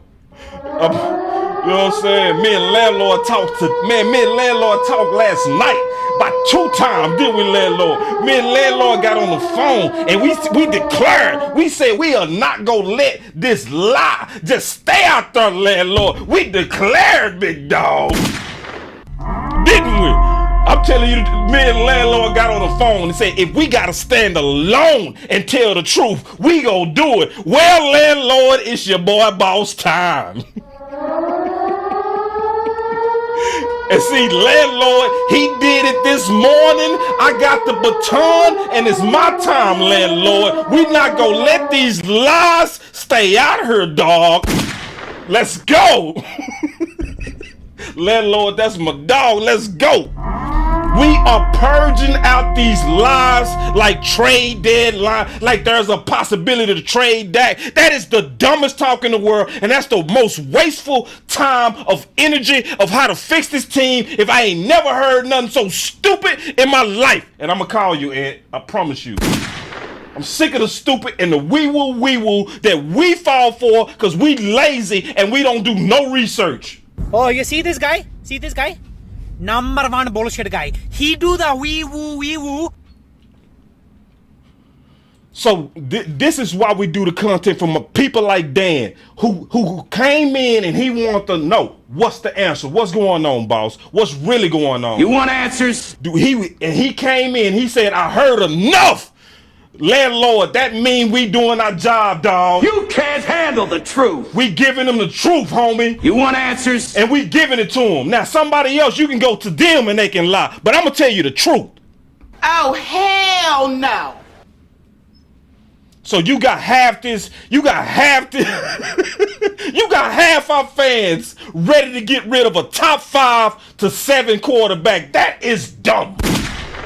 Like trading and all that, that is all dumb talk just to play on your emotion. Don't fall for it. Hold the line, Cowboy Nation. Don't fall for it. They trying to play you. It's the wee-woo. And your boy Boss is telling you the truth. Oh, you see this guy? See this guy? Number 1 bullshit guy. He do the wee-woo. And I mean what I say, bro. It should be insulting to some of y'all to literally watch Lord Brunson keep it real and some of y'all still keeping it fake. Lord Brunson, once he got the truth, he did a immediate about face. Immediate. But then I give you the facts of how these option routes work. I show you Kellen Moore, even when he was at Boise State, was talking about the key was anticipation and throwing it way before the receiver came out his breaks. This is a very aggressive offense. And you need smart players in about 5 different positions in order for it to work in its optimum way. Say, kick out Dark Lord. Kick out Dark Lord. I'm not doing this whole shit with y'all, bro. Some of you, see, I'll be coming here with this sneak dissing, and see, I'm not dealing with y'all with this. See, this dude come in here, he say, Big Game James tells the truth, the rest of y'all ain't it. So you come on my channel to sneak diss, hey, be gone. At moderators, boot him. See, because the truth was right here, but I could tell you came in late. Oh, Eric Mack, I remember you too, big dog. I remember your whole ass. I remember you. Yeah, you was the one saying we was going to lose against Tampa. Yeah, I remember you. Yeah. What you got to say now, sucker? I tried to even bet you, but you was so scared. You was ready. You was ready to piss on your own team, wasn't you? Now look at you. Oh, sucker. That's what I'm saying. Lord Brunson realer than some of y'all. That's a damn shame. How Lord Brunson can be honest on our quarterback and some of y'all can't. What the hell going on? Matter of fact, Lord Brunson in the building. What's up, big dog? It's a damn shame. This dude right here, Lord Brunson, literally is more real than some of our fans. God, that's a shame. I shouldn't have to link up with my enemy to correct my family. I be trying to figure out, like, why I want you to be loyal to them. They ain't loyal to you. I don't really get that. I don't get that. So, like, some of these cats want me to be loyal to them, and they ain't loyal to me. My boy Lord say, boss, what you cooking up, bro? You gonna have to go back and watch it. I'm gonna just be honest with you, bro. I didn't disrespect your brand. I'm just being all the way honest, bro. I was more so giving you props because when we had that debate that day, you came in ready to fight, but you was humble once you got the truth. And I'm saying what I'm saying to all of us, not even just Cowboy fans. When somebody telling you the truth, bro, and they prove it, stop lying. Run it up. Stop lying, bruh. Like, once somebody give you the truth, bruh, and it makes sense, bruh, stop, bro. Cause I get it. A lot of people, we mad at the loss. We angry, so we looking to blame. What kind of man blame? What kind of man is a blame guy? It is no such thing as real men, real women. We look at the real cause. I don't go knock out my window because I have a flat tire. I go right to my flat tire and I fix that. I don't start fussing at my window and saying why you don't work. But that's what we doing. We fussing at Dak. We not looking at this dumb system he in. Yeah. And then, Lord, we got to do this again, bro. See, because here you go. My boy Lord say, I heard the truth, but the truth is also Dak folded, bro. We got to talk about that. We got to talk that on the mic, bro. We got to talk. Hey, man, kick out Eric Mack. I ain't doing that Romo fan. I ain't doing him. Kick him out. I don't even want to ever see him again. Some of you Cowboy fans, moderators, kick out Eric Mack. He was the same old whack dude saying we was getting ready to be one and done and saying it proudly. Yeah, go on, bro. Go on. Yeah, kick him out. Yeah, so Lord, just if we ever do it, bro, I want to talk about that. We can even do it after the season. I know y'all on y'all run right now, bro. No rush. But hey, I would really want to talk about that because in some ways, Dak is folding. And I'm going to talk about the ways that I see him folding. Because I do see him folding in some ways. And the main ways that I see Dak folding is Dak don't speak up for himself.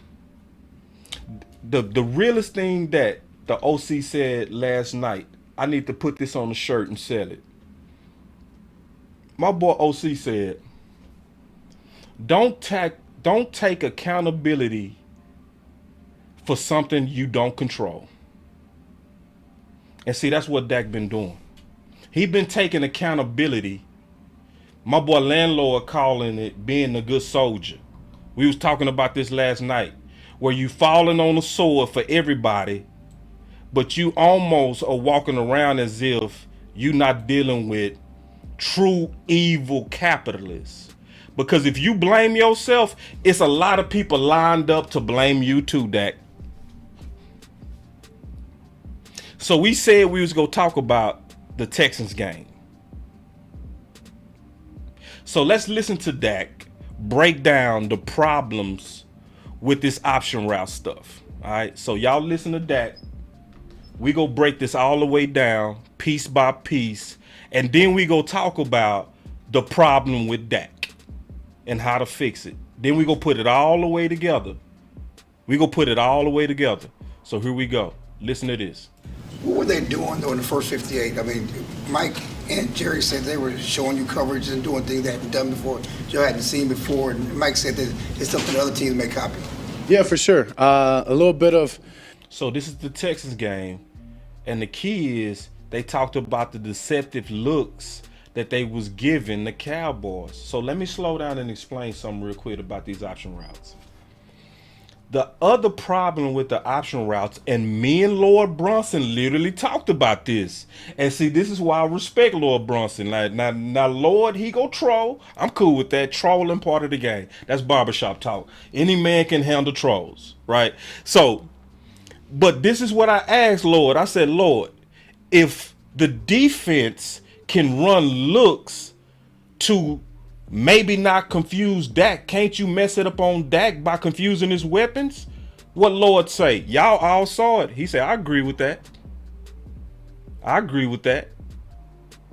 So teams with good defensive coordinators that's also very good at post snap disguises is the kryptonite to an aggressive option route system.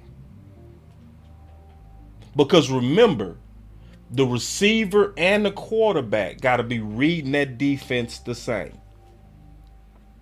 So if I can throw off the weapon, I throw off Dak. If I can throw off the weapon and make the weapon indecisive, I also make Dak indecisive. So you got to understand that before this press conference. That's why I say I'm going to tell y'all the truth today. So listen.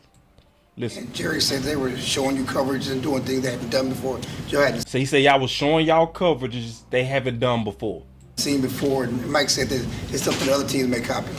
And he says it's what other teams might copy. See, let me explain something. And this is not taking a shot at Philly. This is just X's and O's talk. Why did Dak go 24 for 24 on Philly when they was in zone? So I've already debated a lot of their content creators. So actually I learned a lot about their defense. And I learned that how we see Kellen Moore is how they see their D coordinator. Just going back and forth, I start seeing we was like, damn, like everybody on the outside think Philly has no problems, but when you talk to their content creators, you be like, damn, they do got some problems. Because content creators know their teams intimately, just like I know my team. And like you can learn the details of my team listening to this channel, I can learn the details of your team listening to your channel. That's why I do follow content creators. I might not even like your team, but I'm gonna follow you because I'm gonna learn about your team by following you. Yeah, for sure. A little bit of. We know that they had a decent disguise and coming into the going in, he said, I knew they had a decent disguise game, but however, they're going to get to a couple of coverages. I feel like they added a couple of more tonight. They added a couple of more tonight. This is versus the Texans. Now, we won this game, but remember, it was a fight. But this was my whole point of bringing up Philly. See, we killed Philly, but that's because their zones was easier to read. They didn't have enough post-snap disguises, so we was able to pick them apart with the option routes. So the option routes go kill you if it's an easier read for the quarterbacks and the receivers. But if you coming from a smart D coordinator, notice the patterns of the teams that we struggled against. Most of them had really good defensive head coaches or really good accomplished D coordinators. Just like the Texans. Listen. And just, yeah, when you do that and against, and you haven't shown that on film. When they ain't showed that on film? Hold on. What's the key to beating a system? Listen. And just, yeah, when you do that and against, and you haven't shown that on film, gives you a heads up there. So the way to get a heads up on Dallas offense is you got to show them looks they wasn't expecting. Whether it be the play calling that maybe wasn't the best. So he also talked about the play calling could also be a problem going against a team that show different looks. So he basically giving you all the ways this option route system can break down. So he first talked about the sky's looks can get you. The play call itself can be bad, meaning it came from Kellen and it was bad. Then he go point at himself. Listen. At the time, my reads were half a bit slower because they disguised it well and got. Yeah, so my read. So he was like, my read was slow because you showed me a look that you disguised it well. So he gave you all the reasons that can break down this option route offense.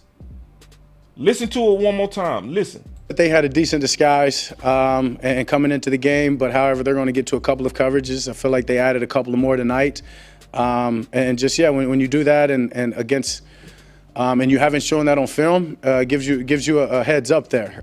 So whether it be the play calling that maybe wasn't the best at the time, my reads were half a bit slower because they disguised it well and got to some that they haven't been in. But for us, it's about understanding that, yeah, we may get that more, as Coach said, and just understanding that we've got to execute. Or sometimes I got to not try to fit the ball in tight windows and create. See, that's bullshit. See, this is where Lord Brunson is right. That's the kryptonite on Dak. That company man talk. Now, you made a clear case of what breaks down your offense. Dak, you cannot execute against a defensive scheme that killed your offense. See, when you just say, we just gotta execute, what you gotta do is you gotta kill the risk. You gotta tear down the risk of error. You gotta run an offense to where you have control.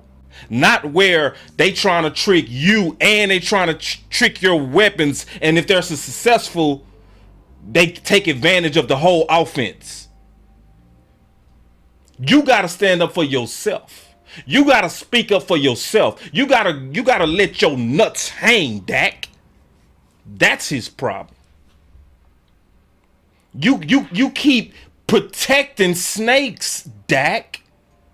You are standing up and taking knives for people who have no loyalty to you. Dak, they made you play on a tag when you was already a proven franchise quarterback. At some point, you got to let your nuts hang and you got to show public frustration even with your own front office. You got to sometimes let them know you paying me $160 million. That means I'm going to make this thing go up. I can also tank this thing. And you always having dumb ideas back.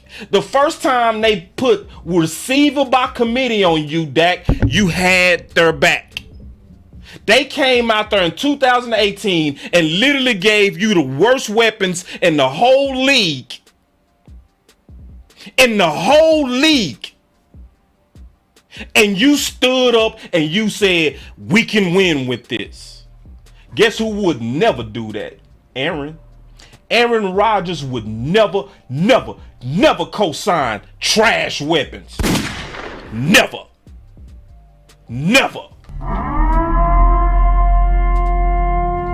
You don't sit up there where they running the system where you even know yourself is flawed. You admit it right here. You know how this system breaks down. You say the things that break down this system is looks we haven't seen before. I can make a read based on not knowing what you're doing because you showed me a new look, or it can be just a bad call by my OC. You can't execute when those are the problems, Dak. You can't get around when CD Lamb is confused and you have to throw the ball early with anticipation. You can't get around that. That mistake is guaranteed, and we will lose like we lost. Stop speaking up for snakes, Dak. Speak up for yourself and your family, because Kellen Moore trying to get a job. And the only reason he's a head coach candidate is because of you. Because every time he played with you, the offense was number one. When he played with them other quarterbacks, his systems went to hell. You know who got a real system? San Fran. You know why? Because they can plug any quarterback in it and it still works. You put a new quarterback in our system and it goes all the way down to hell himself and kiss Satan on the mouth. Mwah! That means you don't have a system. You only have a quarterback that's carrying your trash system. You don't have a system. Your system is Dak. You got to have a quarterback that can literally read 4 people at the same time and be right all game. With this dumb system, he should have threw 80 interceptions. How the hell are you supposed to read 4 people at the same time? Who could all do something different in a moment, in the first 2 seconds of the snap? Man, that shit.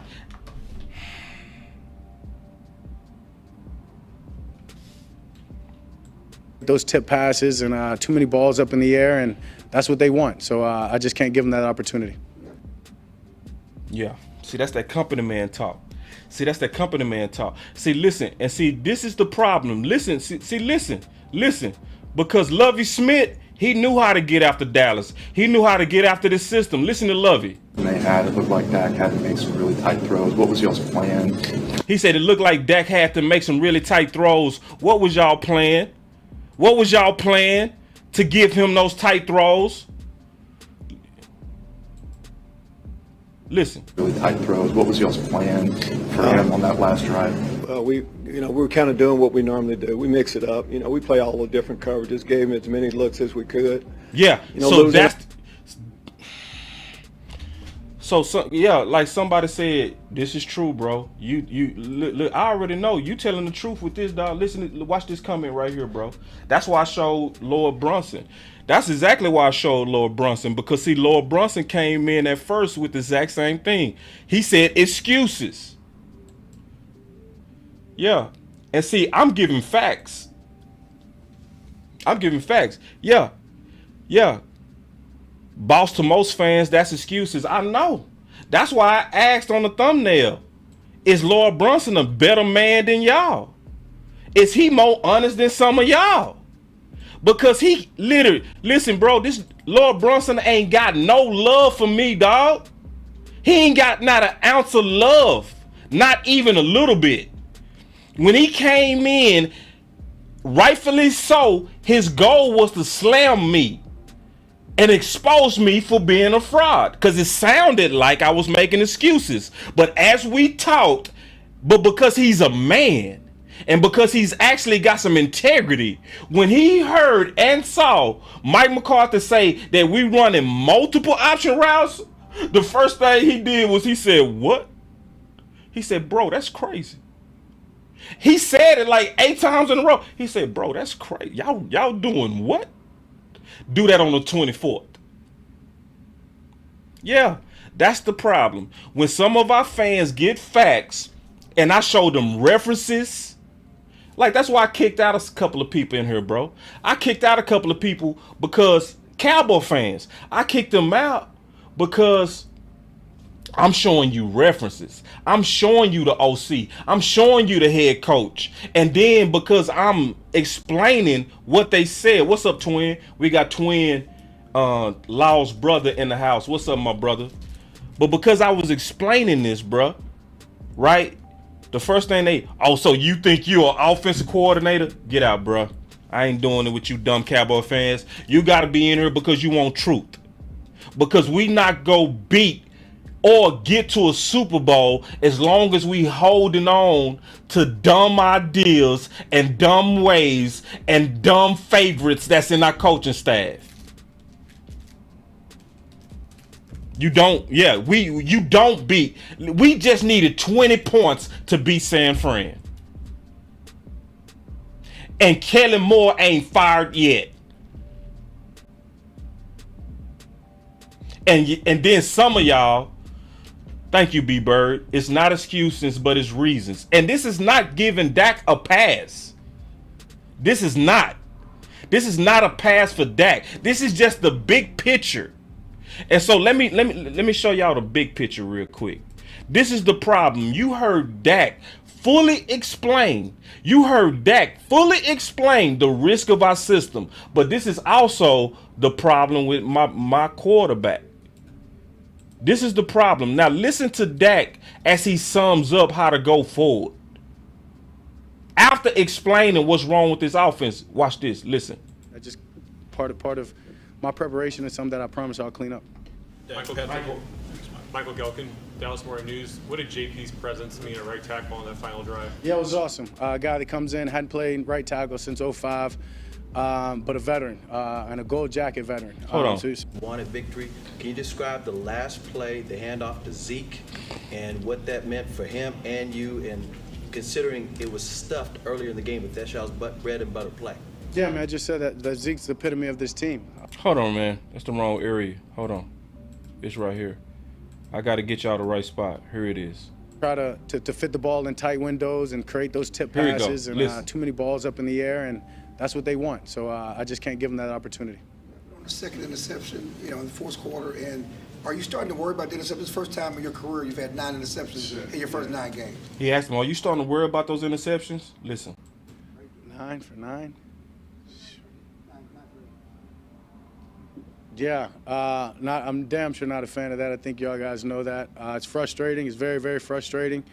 If you go back in all of them, some were miscommunication in the past games.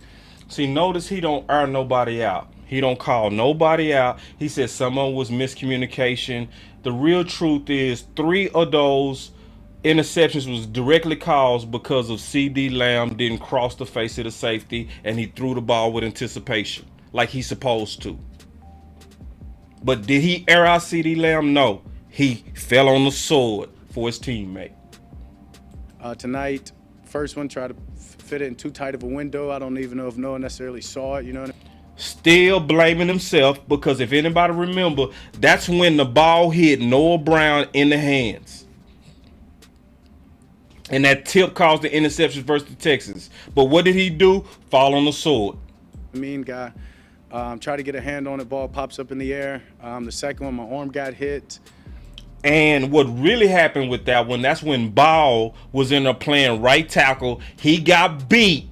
And that guy, as Dak was trying to throw the ball, tugged on Dak's arm as he was throwing it, and that caused the second interception. Did he throw anybody under the bus? Nope. He fell on the sword for his teammates again. Yeah, unfortunate on some of them, but we've got to find a way. I've got to find a way to take better care of the ball. Man, no, Dak. Hell nah. Hell nah. See, that's that company stuff. We got to find a way. No, the way is you got to fire Kellen Moore.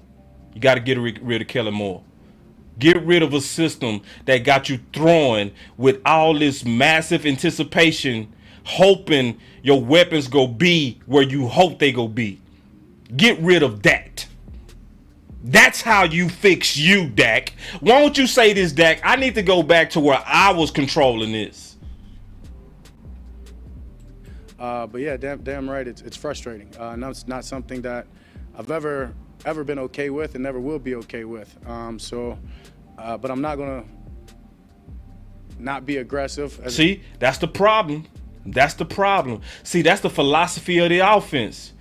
You got to be aggressive in this offense.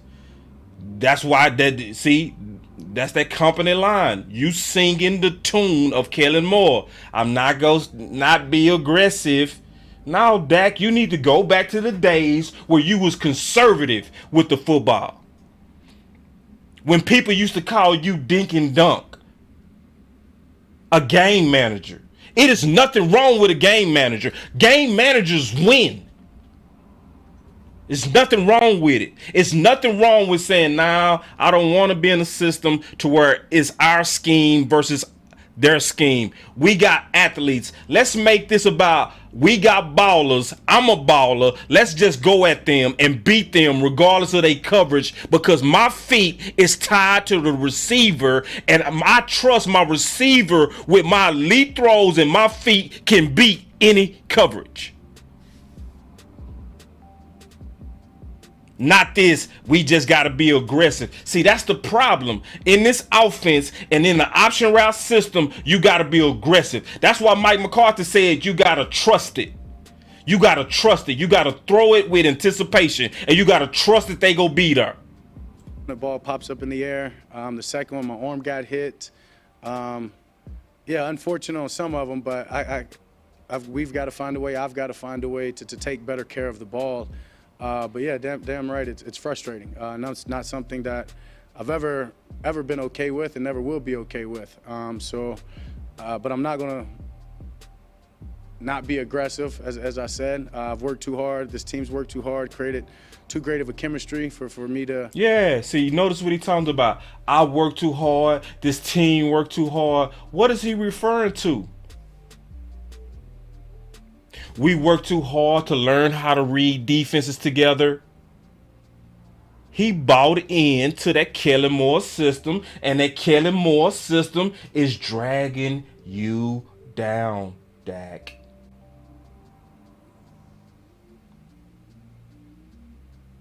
What did he say? I work too hard. We work too hard. That's system talk. That's the no ID offense right there. Yeah. I said I've worked too hard. This team's worked too hard, created too great of a chemistry for me to, to not be aggressive and to not try to make the throws that I know I can make. But damn sure I've got to be smarter and just weigh the risk versus the reward in a split second. Yep, you shouldn't have to do that. You shouldn't have to do that. You got to weigh the risk versus the reward in literally a split second. So let me show y'all a couple of more things, because I promised y'all I was gonna give y'all the truth and nothing but the truth. I know it's a lot of information, but hey, somebody can't handle the truth. Somebody got to tell you the truth, because it's a lot of lies out here. It's a lot of people playing with y'all emotions. It's a lot of stupid talk about should we trade Dak and how to trade Dak. They literally trying to talk to y'all about what's impossible. See, I want y'all to know that's how cutthroat a lot of the media is. Even your local media, cutthroat, will sit up there and interview Dak and be like, I like Dak. Dak is a good guy. And then stab him right in the back. Yes, you are stabbing Dak in the back. Yes, you stabbing him. You disloyal and you phony. All you media people that's out there even having discussions and segments about trade options, you plan on the anger of the Dallas Cowboy fans. That's why I'm happy to be independent, because I can call that BS out. I don't get a check from them, so I can call them out. I get paid from y'all. I get paid from y'all views and y'all super chats. So I sit up here and I tell you the truth, and I tell you the BS that's going on. They trying to actually get you to not like a top 5 to 7 quality quarterback. And if you fall for that, frankly, you dumb. Especially if you listen to this presentation. Now, if you ain't listen to this presentation, yeah, they might get you. They might get you.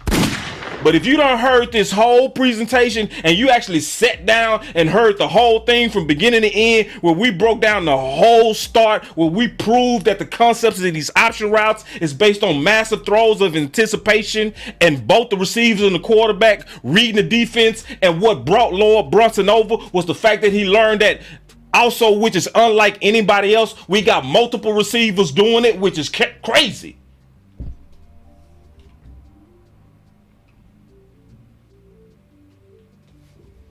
And they doing it. And it's like, bruh, cause guess what? The truth is more entertaining than y'all lies. I guarantee you it's more Cowboy fans interested in my research and what I'm exposing than the lies of talking about trading Dak. They trying to talk y'all into something that's impossible.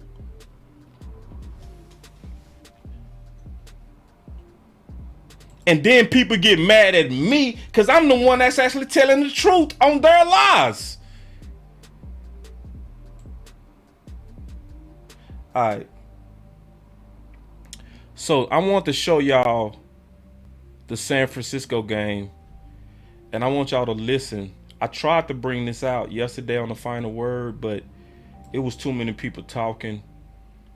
So it was going to be impossible to really break this down. It was just too many distractions. So now I'm going to really be able to break this down from the QB school. And he did a good job. Make sure y'all go support him and give him support. The link is in the description. The QB school. All right. But listen at this, and we go break this down. Listen. Love it. This is a tough one. So interception, 84 seconds left. At least a 3-point play here. I have a few things. To me, this is glance, wheel, jukey, or choicey.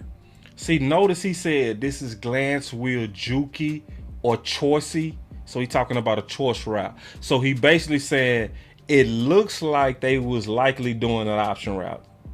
That's what he's saying. I think, if I'm being honest, Dak is probably a little late over the ball. Whether he thinks he's got the glance wheel to one side or the other, I want to see the ball get out. Now, it looks like he's kind of eyes are all over the place. And so when I say eyes are all over the place, watch his helmet stripe. Only his helmet stripe. See, because likely this quarterback or QB school don't know that we running multiple option routes at the same time. So when he say, I noticed Dak's head was all over the place. See, when you know what we know, like what Mike McCarthy said, that this system run a whole bunch of option routes, that's why Dak's head is all over the place. Because this offense is asking him to read the whole field at the same time. Okay, it looks like he's almost looking left. Now looking right. Now back left, sort of. And Lane comes out of it. Okay, so first of all, to me, the eyes are all over the place. Yeah. So you see how he said the eyes are all over the place? See, you got to merge what he's saying with the understanding of our offense, and then you will understand why this offense is not fitting Dak, especially when you got a D coordinator that's really good or you're going against really, really good athletes. See, it'll work against a Philly zone that's easy to read, but then you'll go against the Texans and you'll be like, why was that game close? Because you was going against a better D coordinator, a better schemer. The next thing, and we'll see it from the wide here, but whatever you want to call this route, I'm most often used to calling it a juke or a choice. So he say juke or a choice, he talking about an option. Especially when you hear choice. So he got a choice. Come in here, you put on a move, and usually you can go either this way or back out. So he talking about the options that Dak is trying to read at the same time. But remember, we all know CeeDee Lamb supposed to cross what? Face. So likely he's supposed to be going towards the middle of the field. And Dak is waiting on him to do that. Watch. Sometimes teams will only let you do one or the other. But for me here, now this dude is a dude. Okay, no doubt about that. We got to acknowledge that. It looks like Dak is anticipating this little step back and then back this way. See, because he don't know that we run a bunch of option routes. That's why he said it looks like. So, and this is why he said that. Notice, watch what he gonna say. That's gonna give him a clue that likely CeeDee Lamb and Dak was on two different pages. Listen. And I think if that's there, this is a nice hit. It looks like they're not quite on the same page. So it's almost kind of like, oh, I'm expecting you to do this, but really you come out of it this way. See, D.A. Lee, you hit it. Dak's foot was expecting him to go right. See, this is why I mess with D.A. Lee. This is why D.A. Lee, my homie right here. Yep, it's the feet work. And he go talk about that, D.A. Lee. He go talk about it. It's that feet work. Watch. And now I'm a little late. and everything's kind of sideways because the footwork here just feels off. And so it just feels late. Like crosses technique right there. Notice, this is why I cut for D.A. Lee. Notice where Dak's feet went. Gotta acknowledge that. Watch this. It looks like Dak is anticipating this. Watch step Dak's back, feet. and then back this way. Watch this. And I think if that's there, this is a nice hit. It looks like they're not quite on the same page. So it's almost kind of like, oh, I'm expecting you to do this, but really you come out of it this way. And now I'm a little late and everything's kind of sideways because the footwork here just feels off. And so it just feels late. Notice what Dak's feet did. He lined his feet up to throw straight. You can see it. And then CeeDee Lamb go in the opposite direction, and then he go turn his feet and then throw the ball with anticipation like he taught to do and be aggressive and pick. Like crosses technique right there. But if he was anticipating it going out to the left, I think it's there. You got to put it on him right there. But you can see look at Dak's feet. The hash makes it really easy. He's lined up down the middle. Yeah, and see, Sugar Daddy, keep in mind, your feet work go get off when you expecting your receiver to do something he ain't doing. You see what I'm saying? If you lining your feet, because you can see him align his feet. He aligned his feet to throw to the middle of the field. It's clear. So, cause see, that's what I'm saying. A lot of us will see Dak and we'll say his feet work looked like it was off.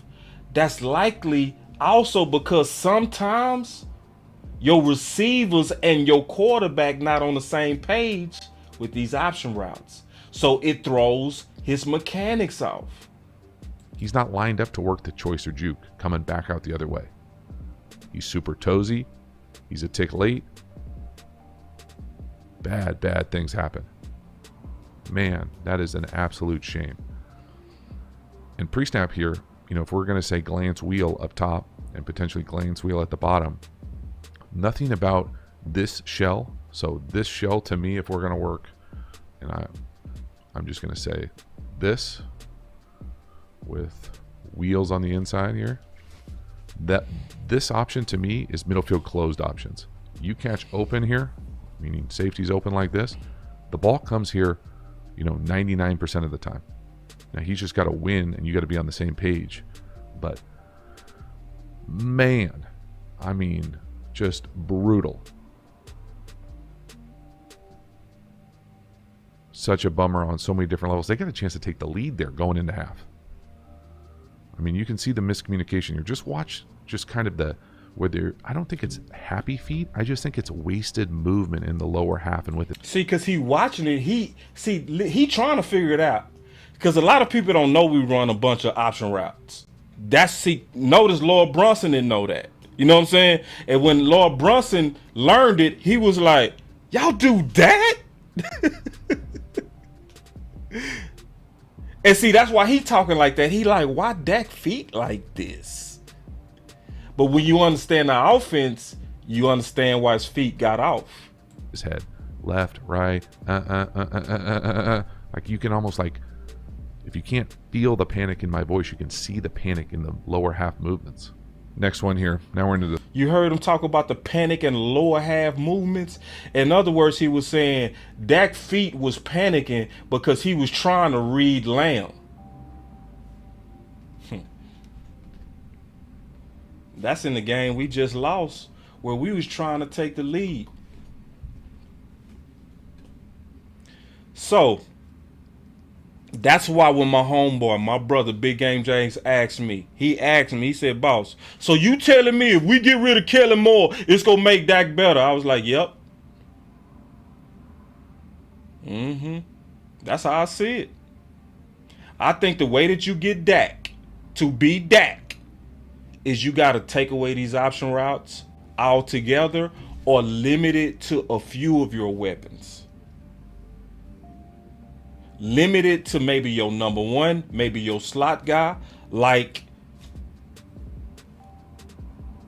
shit. Matter of fact, Lord Brunson said that. He said, yeah, the option routes are ran by the slot. Shout out to Lord. He knew exactly what I was talking about. He like, bro, I know about option routes, the dot system. But I was like, but did you know we running in with everybody? He said, y'all what? What? Y'all what? Wait. Y'all got the X, Y, and a Z running option routes? I said, yeah. He said, whoa, that's crazy. So the good thing about option routes is when you go against an obvious zone defense and a defense that gives away their coverages easily. Oh, this option route system will walk downfield all day. Bing, bing, bing, bing. It'll just walk downfield easy. That's why we smoke Philly. We went 24 for 24 on their zone. Because that means the receivers and Dak, they was reading it, and it was like taking candy from a baby. It wasn't even about athleticism. It was just about, we know what y'all doing. We know how to beat you. We throwing this ball before y'all even have a chance to adjust. And we were just hitting them. But then you'll go against another D coordinator that's like, oh, we know how to fix you. We know how to get you. We know exactly what to do against you. We go show you some mixed looks. That's what we go do. And it looked like Dak had to make some really tight throws. What was y'all's plan for him on that last drive? Well, we were kind of doing what we normally do. We mix it up. We play all the different coverages, gave him as many looks as we could. Losing our corners kind of took us out of. So, yeah, like somebody said earlier, yeah, some people look at this like excuses. Listen, the only way you see this as an excuse, if you didn't listen to the whole thing. That's why I can always tell when people came in late.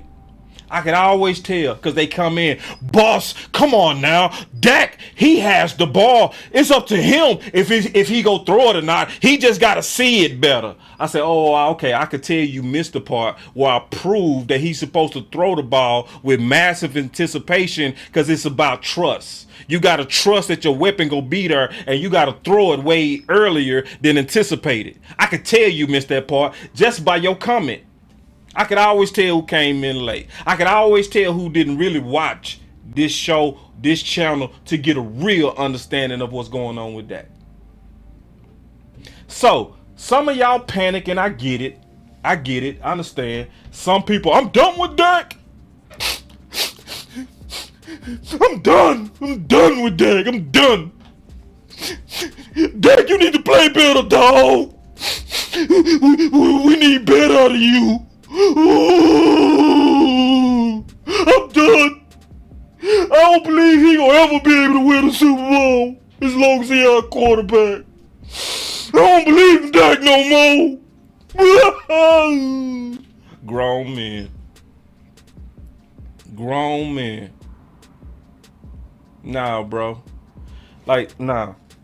I tell you what, that's why I say over here we measure Kool-Aid, bro. We don't do that emotional stuff. It's a big thing for Boss Cowboy to actually say publicly that he drunk Kool-Aid. Listen, I do not drink Kool-Aid without first measuring. Let me tell the truth about some of y'all.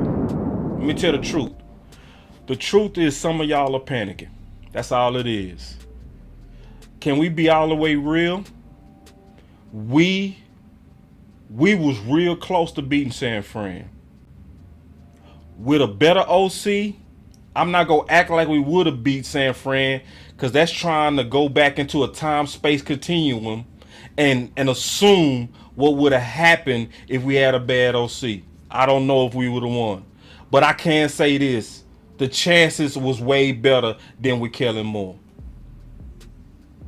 Way better. So this is what I really want us to do. I don't know if we could do it, but this would just please my heart. This is what will please my heart. If we were smart enough to focus on the real corporate. If we were smart enough to focus on the real problem. Because to me, I'm going to be honest, I don't think a lot of us are using our common sense. So I asked him, so this is the deal. I got sons. And when they start acting different, I automatically know it was something in their life that influenced them. Because I know their pattern. We got 7 years to know Dak pattern. Damn, man, I didn't I tell y'all to kick this dude out? He might have created another profile. I do have some stalkers. You know, that's part of it. I literally, listen, y'all. For some of y'all who want to create content, I'm gonna just let y'all know, you do get stalkers and weirdos like this dude. You know what I'm saying? Like, he was kicked out, created another profile to come back. That's how weird some of y'all are. You know, and see, them the types that I really mean that Lord Brunson literally has more honor than you. And that's a damn shame. That the enemy of my team have more respect for facts than some of you whack Cowboy fans. You can't handle the truth. Use a mark. You don't belong. You want answers? You can't handle the truth. So he likely, and I most guarantee you, he likely a Romo fan. So if I ain't worth it, why you on my channel, dog? Why you on the channel?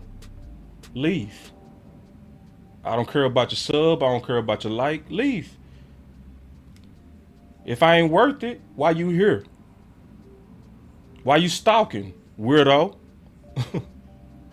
Yeah, weirdo, man. We got weirdo fans. You know what I'm saying? And likely he probably racist. See, when I come across them types, he either racist or a Romo fan. Those are the only two people that act like that. Because racists don't never like to hear information from people outside their color. They never like to learn from people outside their color. It make them feel inferior. So they lash out in anger because they see intelligence coming from color. So it just makes them feel inferior. It makes them look at their little meat when they taking a piss because they comparing it to my meat. And then them Romo cats, they just angry about 2016. They just angry. That's the only two people that act like that. Racist and Romo dudes. Romo cult members. Yeah, JT. I'll make you a mod. And y'all forgive me for getting off. I just sometimes like to check them dudes. I don't like them people to feel safe. Not them types. You know what I mean? You know. I just want to be able to take a piss without you looking at my meat, bro. For real. Concentrate on your style. All right? You're a meat watcher. You know what I'm saying? That's what kind of man you are. A meat watcher. Like, let me focus on me peeing, bruh. And you focus on you. Man, this dude got some weird dudes. This dude created another profile. All right, man. Yeah. All right. Yeah, bro. Listen, bro. Let me tell you something. Bro. See, this one. Let me tell you something before I get back to my content. You don't have to call me a name to be rude, bro. You don't have to call me a name to be an asshole. All right? The fact that you said I'm on Dak payroll, you was trying to troll, you were being an asshole when I put in a lot of work to educate the fans. When I want my fans to not fall for the lies that's going out on the radio right now. And I'm doing this to make sure my people don't get played by the media. But dumbasses like you don't recognize it. So you come in here with some hating on your own quarterback. I want this dude out. Moderators, y'all not doing y'all job. Can y'all kick this dude out? I don't want to see you no more, bro. This channel ain't for you. I don't deal with people like you. I don't like people like you because I don't troll and play about my Cowboys, homeboy. I work too hard to put out real information to be playing, Doc. I didn't take time off today to educate the fans when I could be making some money and more money to be playing, dog. Some of you some old childish ass dudes, man. Yeah. So when somebody talking real football, your stupid ass don't even recognize it. When somebody trying to give you the real facts, Some of you front office kiss ass boys don't even recognize it. Hold on, man. I see y'all asking to be mods. Let me get these shooters up real quick. Let me get my shooters. Everybody around me shooters. Ain't no telling who was We shooting. need more shooters in here. Y'all ain't shooting these balls fast enough. So that means I gotta add Queen as a moderator. Who else want to be a moderator? Cause I need some shooters. I need people that shoot them. Everybody around me shooters. Ain't no telling who was shooting. I keep asking to shoot this dude, and this dude's still alive, man. Nah. Everybody around me shooters. Ain't no telling who was shooting. You gotta get these shooters in here, man. Y'all too quiet on that pistol. Nah, let's get some real shooters. Come on now. Need the cash pronto. I don't throw interception like Romo. That boy Kellen Moore got my quarterback Dak looking like Romo, throwing all them interceptions. Run it up. Landlord, I'm gonna make you a mod, bro. Shoot. I need you to be a shooter. Henny, I'm gonna make you a mod. I need you to be a shooter for me, big bro. When we get them types, I need y'all to shoot. For real. When I say shoot, shoot, bro. Queen, I got you. Hold on. I'm looking for you now, Queen. Queen say shoot. Queen say I shoot. Queen, I got you. Hold on. Queen say make me a mod. I shoot him. Who else? Cause I need shooters. JT, I got you. I need shooters. Hold on. Everybody around me shooters. Ain't no telling who was shooting. Yeah, I need shooters up in here, man. Let's go. I'm out here trying to put out quality information out of love for my team because we just got smacked. And these dudes out here playing like I'm playing. Nah, we need shooters. We need shooters. Everybody around me shooters. Ain't no telling who was shooting. My boy said I was eating, my bad. Yeah, see, I know you would have shot him. See? I was like, where my shooters at? I keep asking to shoot this dude and ain't nobody shoot him. Everybody around me shooters. Ain't no telling who was shooting. I need shooters. All right. So yeah, man. Yeah, y'all wake up, man. Wake up. My boy Tommy say I'm a good shooter. Tommy, I'm gonna make you a moderator. If you're a shooter, I need you to shoot. When I say shoot, shoot. You know what I'm saying? I ain't trying to act like I run y'all, but hey, I need y'all to keep order. I need y'all to keep order in here. When these boys get out of line, shoot them. Everybody around me shooters. Ain't no telling who was shooting. All right. All right, back to what I was talking about. So, all right, to sum this up, we go sum this up. So, like, this is true, bro. This is true. Me and Landlord made a pact yesterday. Me and Landlord called me. He said, "Boss, I swear to God, bro, I was chilling. I was getting ready to go to bed and everything. I was chilling. I was tired." Landlord called me on a late night and he said, "Boss," he said, "Man, it's wrong how they doing, Dak, bro." He said, "It's wrong." He said, "Bro, tomorrow I'm going in on it." I said, "You gonna beat me. I'm gonna be right behind you though."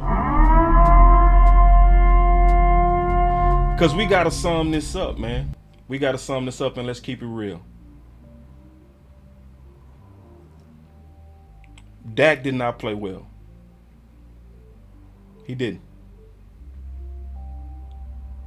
I think some of it was on Dak. I think most of it is this system. You saw him say himself, "We work too hard." What'd he say? We work too hard. What is he talking about? Learning this option route stuff. And you have to be aggressive in this offense. You have to throw with anticipation. Oh, I'm going to answer this. All right. So this is a good question. He said, "Boss, what you think about Cowboys Twitter page?" So about them talking about how it was the interceptions that caused the loss. It's hard to know. Was that a hit from front office? Or was that being independently circulated through their media people? To be honest, we don't know. You know what I'm saying? We don't know if that was a hit job from front office, or we don't know if that's just independent media people inside. So I don't know enough about it to either get agitated or anything else. I just think it's just, I'm too in the dark of how they operate their PR through Twitter. It looked bad though. It looked bad for you to come out like that and point at the quarterback. And then the more and more we look at this, the more and more we study this, the more and more it looked like, yes, Dak did miss some throws, but we also see, here we go again. It's looking like option routes again. You got Gallup floating to the sideline, which don't make no sense. You got Dak throwing it at a spot. It looked like communication. It looked like what I warned about. Because I warned about this. Let me show y'all when I warned about this. I warned about this versus Green Bay. Check this out. Listen. It became an interception. That's not alarming. That was a tough read. That was a tough read? Really? For who? CeeDee Lamb, he obviously talking about. Because that's who made the mistake. Being on the same page, it became an interception. That's not alarming. That was a tough read. Okay. You could I could have messed that up. Anybody? Oh, you could have messed it up? Hold on real quick. We got us a new troll. I ain't gonna shoot you yet, bro, but you almost getting ready to get shot. All right, we got the shooters ready. So this dude say, everybody agree with boss so you would get blocked. Nah, it ain't about agreeing with me, dog. It's about respecting me. So that's your one time. Do it again. You gonna be shot. It's that simple. It's that simple. All right? You ain't gotta agree with me. But you go respect me. That's one thing you go do, boy. You understand me, boy? You go respect me. That's what you gonna do. You understand me, boy? Yeah. Bruh. You mean you, Mr. Hall of Famer? God damn. Finish him. You could have messed it up. Even you? Yeah. Even somebody as savvy and proven as the playmaker would have got out schemed with the look they gave. I got you, Gina. Those receivers and Dak. The shooters. He said himself, I would have probably been confused on that myself. They showing a inverted cover 2 disguise, Gina, and I supposed to. My phone went dead. I'm sorry. My phone went dead. I can't make you a mod. I want more shooters. Yeah, I called a grown man, boy. Yeah, I did. Yeah. If you come in disrespectful, this is what I'm trying to figure out about some of y'all. I'm just trying to figure this out about some of y'all. Some of y'all really think y'all got the right to come in being disloyal, being disrespectful, but act like I ain't gonna call you out. I be trying to figure out like why I want you to be loyal to them. They ain't loyal to you. Yeah, I called him a boy. Yeah, I called him a boy. See y'all want me to treat people with respect while they being disrespectful. Man, I don't know where y'all raised that, bruh. Some of y'all raised, I don't know, man. Some of y'all grew up, man, in Candyland. I don't know where some of y'all you grown men come from. I really don't. I don't know where you think I'm supposed to let people come in the channel that I work hard for and love and then just piss in it. I don't want none of y'all subs that bad, bruh. I want y'all to know that. Listen, I'm not gonna never let none of y'all feel safe trolling and messing up this content. No, bruh, you gonna get kicked out.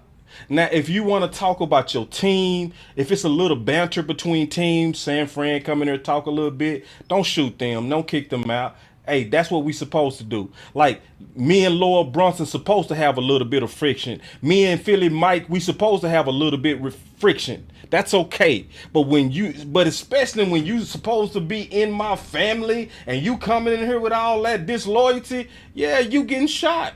And you getting disrespected. Y'all really think you supposed to be able to come in West Coast stuff, big game James stuff, law stuff, Y'all supposed to come in they stuff, come in our stuff, come in landlord stuff, be disrespectful, and think I need you that bad to where I gotta tolerate that? No, bruh. And then the people that follow this channel don't want to hear that, bruh. The people that's on this channel that don't agree with me, like, man, I got so many people been disagreeing with me this week. Boy, I had my boy Trey been disagreeing with me all week. But there's one thing about Trey. My homie Trey, he always keep it respectful. He disagreed all week with your boy. But that's okay. I'm cool with being disagreed with, because I feel like this. I say, all right, let me just come back and give as much information as possible. If Trey ain't with it, then I ain't tripping. At least I gave Trey my best presentation, so maybe he can see where I'm coming from. But I never tripped on Trey disagreeing. Never. And Trey been on me since we lost. He been on me hard, but that's cool. And Trey still one of my low-key favorites up in here. Because I know Trey keeping it real. He remind me of Big Game James. We might not agree, but at least I know he real. And he's saying what he feel. And that's what real men and women do. They say where they disagree so that we can fight it out. Y'all see me and OC do it all day long. We do it all day long. When we disagree, we disagree. But the whole goal is to get it right. To get the facts right. So yeah, yes, I called him a boy for being disrespectful in my chat. And I'm gonna check another sucker when he tried again. That's how my channel worked. I check suckers. If you're a Cowboy sucker, you get checked. If you're a Philly sucker, you get checked. If you're a San Fran sucker, you get checked. But if you talk real, I talk real. If you keep it respectful, I keep it respectful. So back to what I was saying, man. Before I had to set order up in this motherfucker.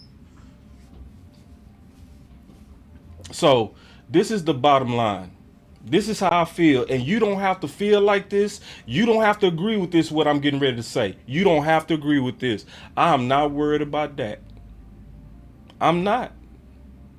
I feel like I've done the research to really feel like I know what's going on. I feel like this system, because you got to think, how all of a sudden somebody his whole career that been safe with the football is all of a sudden careless?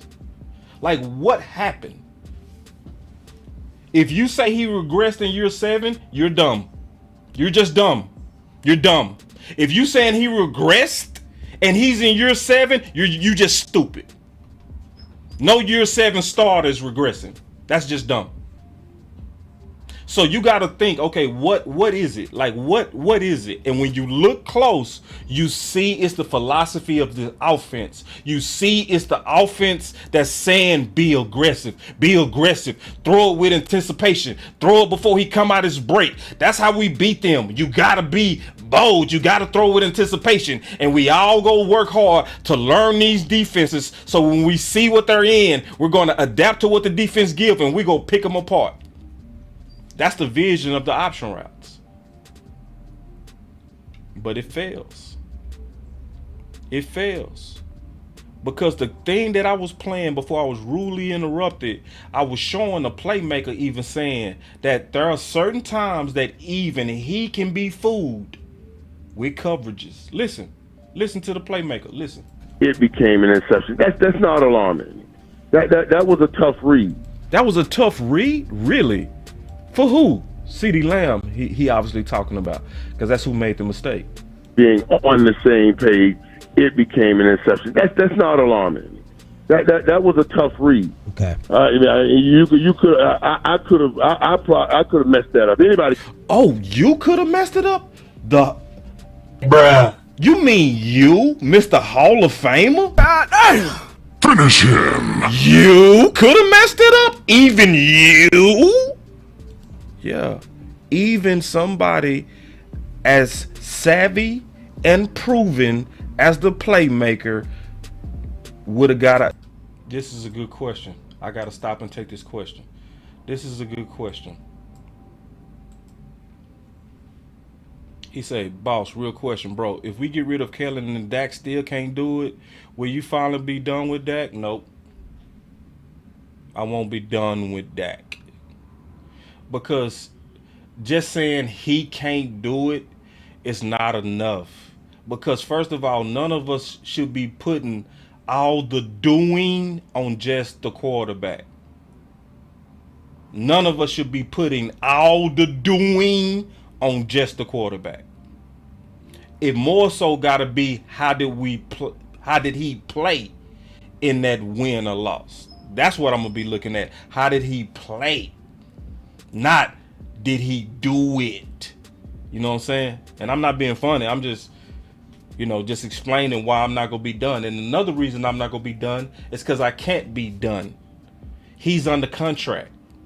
The only thing I'm gonna do if he don't do it without Kellen is look at why he's not doing it, and I'm gonna attack whatever it is. So if it end up being his mechanics, I'm gonna talk about Dak need to improve on his mechanics. If it's his IQ, I'm gonna talk about that. If he wild, I'm gonna talk about that. If he too conservative, I'm gonna talk about that. If he not running, I'm gonna talk about that. But whatever it is, I'm gonna call out whatever it is.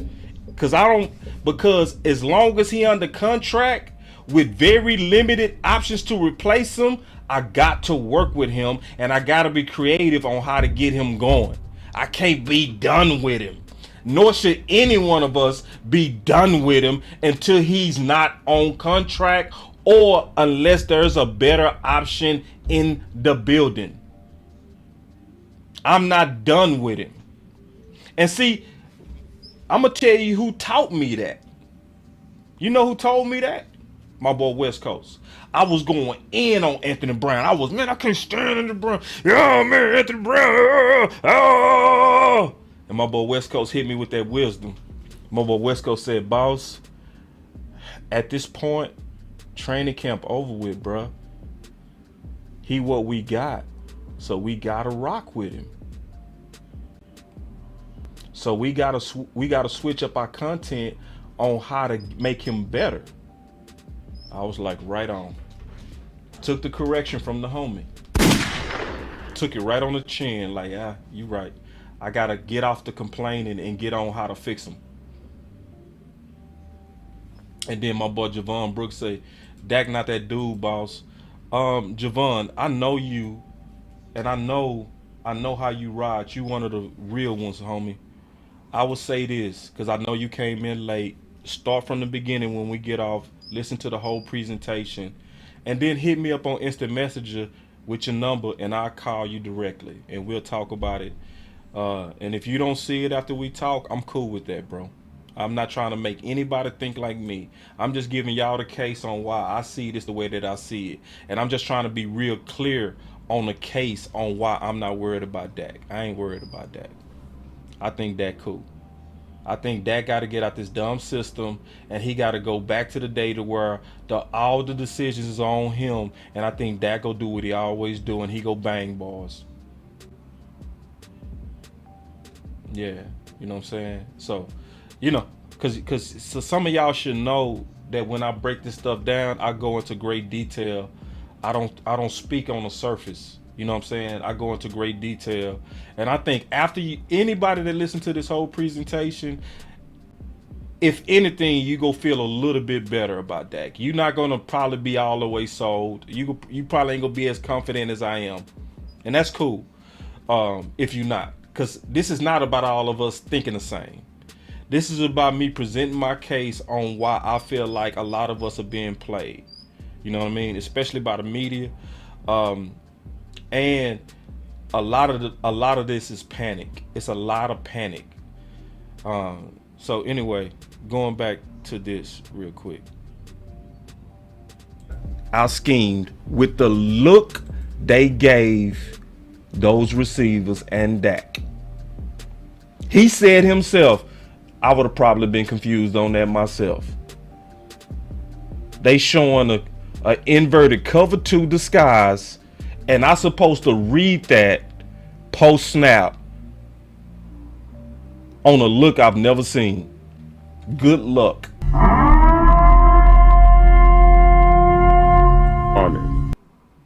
And see, I was showing then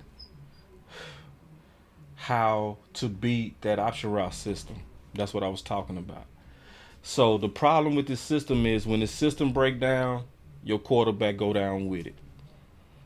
And then most people not gonna know the details enough on this system to be able to look through the details to see what the breakdown was. Most people not. Most of us, because we haven't researched this option route stuff in depth and how it works with us, we make the mistake of being reactionary to an interception. We just reactionary because we all know 2 + 2 is 4. So in most of our world, ball in quarterback hand ends up in defender hand, quarterback fault. That's how 2 + 2 = 4. But some of this is algebra. It's multiple dimensions of this. So we got to look at it with more study. And then when we see it with more study, it makes our eyes clear up. Like we say, okay. The where I see Dak, this is where I blame Dak. I blame Dak for being what my boy Landlord called. What did you call it, Landlord? Landlord called him. What'd you say he was last night when we were talking on the phone? Damn, what you say? He was being like the good guy, the good boy, something like that. You said, but a good soldier. Thank you, Landlord. Yeah, that good soldier stuff. That stand up and nah, bruh. Like now, when you on that good soldier stuff, like, hey, we go just work harder. We go just go back to the lab and we go figure out how to perfect this option route system. Now, Dak, my problem with Dak is you got to get off that corporate stuff and you got to learn that Kellen is not your friend. He is not your friend. And see, that's why I don't like Kellen as his coach, because they was first teammates and now Kellen is his authority. It's easy to see Kellen as the homie. I need Dak to see him as the coach, not the homie. I don't need you feeling like you're protecting your homie. I need you to look like you're protecting your future inheritance and your own legacy. And for that, sometimes you have to be selfish.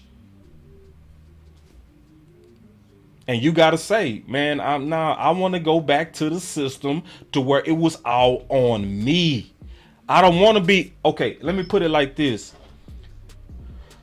The only people that like group projects are lazy people. The only people that like group projects are people that's already content with a D. Those are the people that, but if you want all A's, you hate group projects. You know why? Because you're going to be the hardest working person in there. And they going to be getting all the credit for the work that you're doing. So Dak right now with these option routes is in a group project. He's in a group project, and this is the problem. If one of the people in the group is trash, that can also reflect on your grade. And Dak, what's happening is Kellen Moore group project is reflecting on your grade. And the only thing the people see is it's a loss on your grade. They see interceptions under your grade, Dak. But they not even putting it together that a lot of this is happening because it's a group project. So what you need to know, this is what's going to tell you if them Joneses are serious. If y'all see Kellen Moore walk out that building because he fired, we serious about winning. If y'all see Kellen Moore come back after not being able to put 20 points on San Fran, we still up to the corporate politics, and they gonna be trying to put lipstick hope on a pig. Some people go fall for it. I ain't gonna fall for it. I've done too much research. I already know too much to fall for it. It's a whole lot of people that still juggling and slurping on Kellen Moore. They giving him credit for the balance of the offense. Oh, under Kellen Moore, boss, and tag me. Don't tag me in that dumb shit. Boss tagging me. Oh, boss, look how balanced we are under Kellen Moore. I said, oh my God. Bro, do your research, bro. Stop tagging me in that stupid stuff. Oh, we're balanced under Kellen Moore. Oh, really? So you ain't, okay, let's look a little bit deeper. Let's look at the fact that Mike McCarthy said himself that the number one thing that he does every game is make sure Zeke and Pollard get their touches. Why do you have to make sure Zeke and Pollard are getting their touches if it's Kellen Moore? That means Kellen Moore has been made to be balanced, and it's not originating from him. But see, they see me beating up on Kellen Moore, and they just come, put their cape on to try to defend him. But ain't nobody can sit in that other seat. Nobody will sit in that other seat and face me on it, though.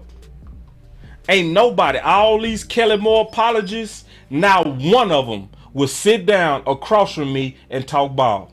Not one. That's why I respect Dan Rodgers. Because at least Dan Rodgers faced me on it. He faced me on it. He sat down with me and we talked this out. And he walked out better, didn't he? All of you who was watching, y'all saw it. He walked, I didn't know that, boss. Oh, I didn't know that, boss. Oh, that was a good point, boss. I didn't know that, man. Man, who? He was doing that all day, wasn't he? Yeah. Ain't none of them go face me on these facts. They just go sit back and troll. But ain't nobody that or they go try to tag you and run. When you try to give them some facts, they go get the facts and then reply back, bruh.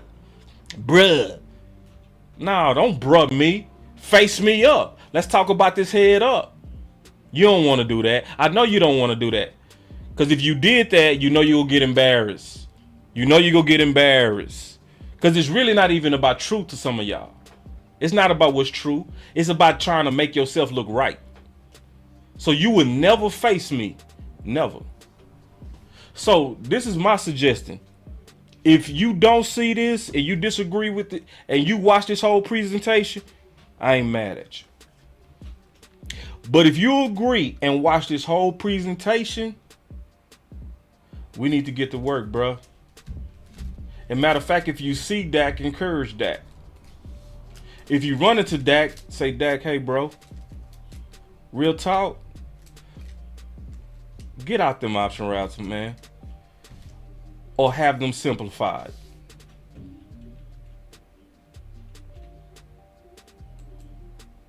Yeah. No. And I like this super chat. And real quick, let me address this real quick. This is a good one. He gave $10 for this. He said, I'm not the sharpest tool in the shed, but looked like Warner was focused on not allowing Lamb to cross his face. On that second pick, the slot was counting on Lamb to return to his zone, baited him. Yeah, it looked like, in my opinion, Dak was definitely expecting CeeDee Lamb to cross his face. That's why when you watch it and we showed that actual particular interception, you could see to where Dak aligned his feet to throw into the middle of the field, and CeeDee Lamb at the last minute went towards Ward. You know, and I'm going to say Dak still shouldn't have thrown that ball, because at that point, you not throwing with anticipation. You throwing it late because CeeDee Lamb went to the wrong spot. So really, you should have tucked it.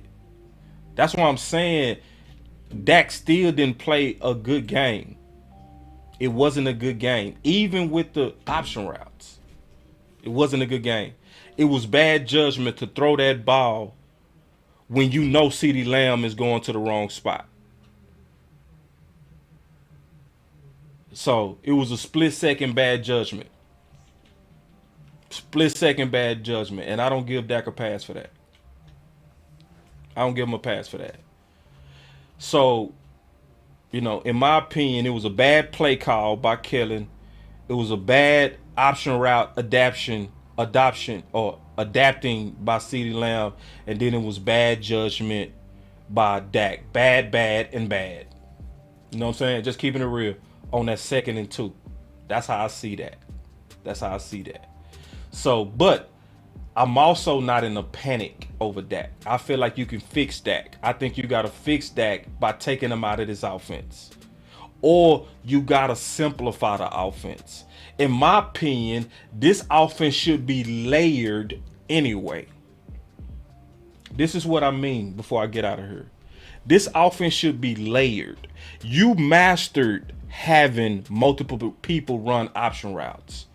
But there should be another layer to where you have playmaker offense where it's not based on everybody reading defense. This particular layer would be having less option routes, more playmaking routes, to where I'm going to beat y'all with timing and I'm going to beat y'all with my feet work being aligned to elite receiving. So if I'm facing a team like Philly, where I know they're real obvious in their zones and it's easier to read, where we go attack you with the full layers of full-fledged option routes. If I'm going against a San Fran, I'm going to beat y'all with playmakers. It's not going to be to where we got all these people running options. It's going to be we got a few of y'all running options, but now my boy Tolbert can play, because on this particular offense layer, we're going to have him running simplified routes that he don't have to read nothing. We just want him to beat his man. It should be layered. This is not a layered offense. Just keeping it real. And it tells me Kellen Moore ain't got common sense. You don't have... If your system prevented a 3rd round premium pick from playing all year, your system is too complicated. Dracarys.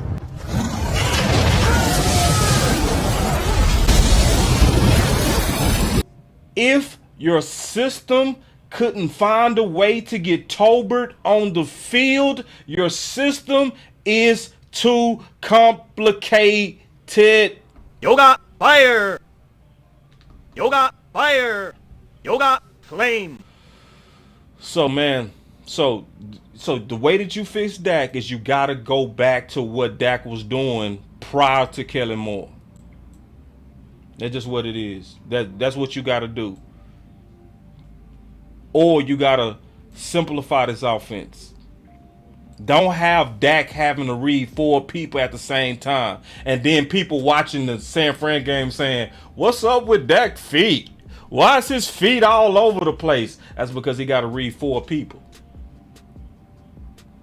And then he got to set his feet when he's trying to make the throw. So let's just get to work. The more we call out Kellen Moore, the more people learn about these systems, the more they not going to like Kellen, especially when you see him being stubborn by keeping it. And the more pressure we put on firing Kellen, eventually he will get fired. I don't think they go fire him. And I'm going to tell you why before I get out of here. The reason why they not go fire Kellen Moore. I might be going too deep. Do y'all want to hear me break this down? Because I already been talking a long time. Do y'all want to hear this last part? I can do a whole nother video on that. Or y'all ready to go? Let me know. I'm waiting on the comments. But it's a reason why they don't want to let Kellen Moore go. Because see, this system is about greed. This system is about greed. This system caters to the Scrooge McDuck of these billionaires. Think about it. If you can beat teams with a system, why do you pay for players?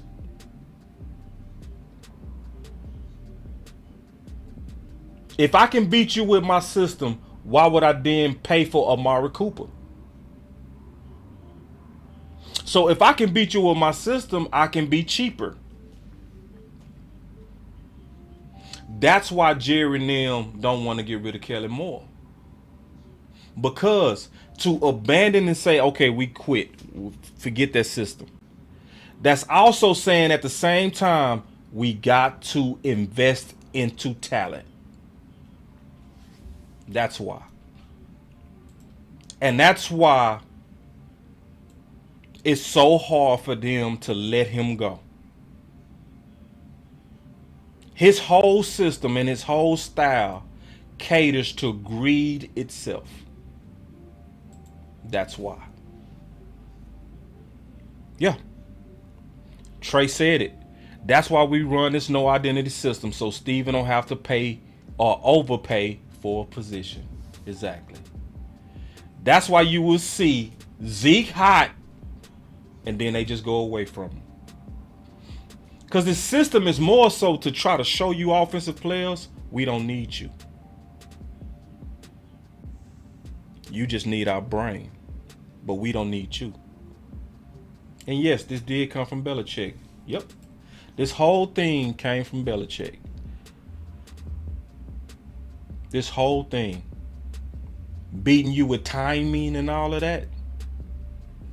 That was Brady with those weapons up in New England. That's why Ocho Cinco didn't fit.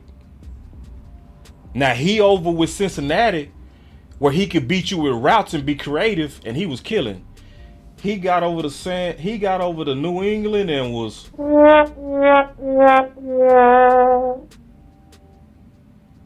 so for those of people waiting on us to have the common sense to fire Kellen Moore, it's likely not gonna happen.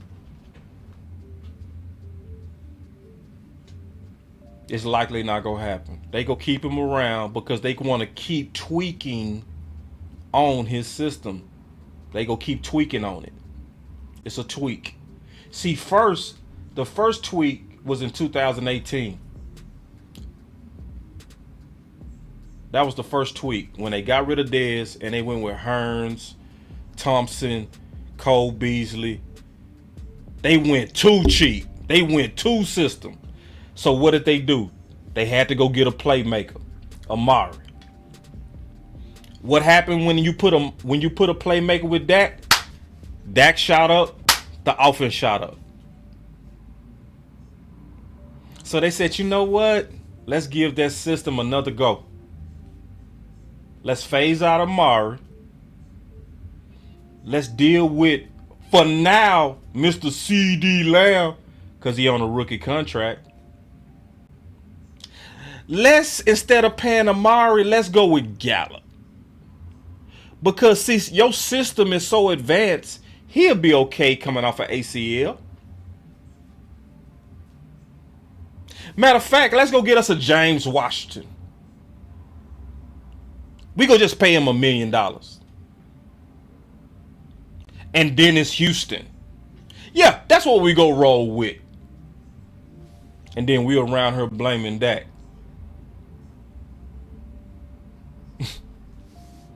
So nah, bro. Like we gotta really. So we gotta really look at this. We just gotta really look at it for how it is. It's capitalism. It's capitalism. It's the evil of capitalism. It's they trying to win their way, and it's greed. All of us have the common sense to know that Amari Cooper would have increased our chances of beating San Fran. You know that. You know that. Some of y'all try to fight that because y'all front office apologies. But anybody with common sense know it would have helped CeeDee Lamb have way less doubles if Amari was on the field with him, because you can't double both. Y'all know that. But that's what we doing. So likely they go try to find a way to, sell us that Kellen Moore. I'm gonna tell y'all what they gonna say too. And they go send they media's kiss asses to say it. I'm gonna tell you what they gonna say. I don't know why y'all hate on Kellen Moore. When he was with Dak, we had the number 1 and number 2 offense. I don't get the Kellen Moore hate. I don't get it. All right, cool. All right. I was like you at one time too. I used to fall for the we number one offense with Kellen. He must not be that bad. I used to think like that. I did. But then I grew up. And then I started saying, wait, what does this offense do when both sides have dogs? Not when Dallas got all the dogs. What do we do when we run up on San Fran and they got a whole bunch of dogs? What your system do against that? And I start seeing a pattern. Womp womp.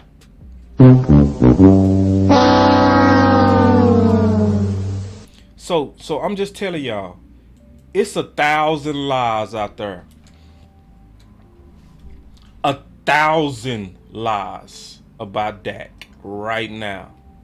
It's a whole lot of fear for nothing. That literally make, for anybody to say, I don't think Dak can ever win a Super Bowl. Okay. Matthew Stafford won a Super Bowl last year and led the league in interceptions. To say impossible, you are a sucker. Nah, it's possible. But what you can't do is be stupid. You can't take weapons away from Dak and then say, but go win a Super Bowl with Noah Brown and Michael Gallup coming off an ACL injury. See, that's dumb. So yeah, so if you say, I don't think Dak can win a Super Bowl with his hands tied behind his back, okay, yeah, you're right. But if you say, but if you give him Amari, or if you give him CeeDee Lamb with Hopkins, or if you give him CeeDee Lamb with Odell Beckham and T.Y. Hilton, even them at an old age, oh, that go get it done. That go get it done. That go get it done. And y'all gonna be eating crow. Yeah. Y'all gonna be eating crow. But if you, but for anybody who think, oh yeah, we can take Amari away, replace him with Gallup, coming off of ACL, and have Noah Brown as your number 2, oh, Dak can't win it with that. Let me go on. I'm gonna agree with you on that. Mm-hmm.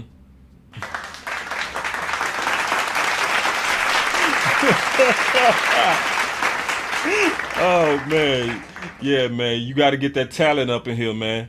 And see, they know it too. Why do you think they spent 3 months begging for not 3 months? They spent a month and a half sucking on Odell Beckham, publicly embarrassing themselves, sending their best athletes to the Mavericks game with them. Cause you know weapons matter too, don't you? You got T.Y. Hilton late in the year. So Dallas, don't go into offseason acting like you too bougie to get weapons. Because you figured out yourself you needed weapons.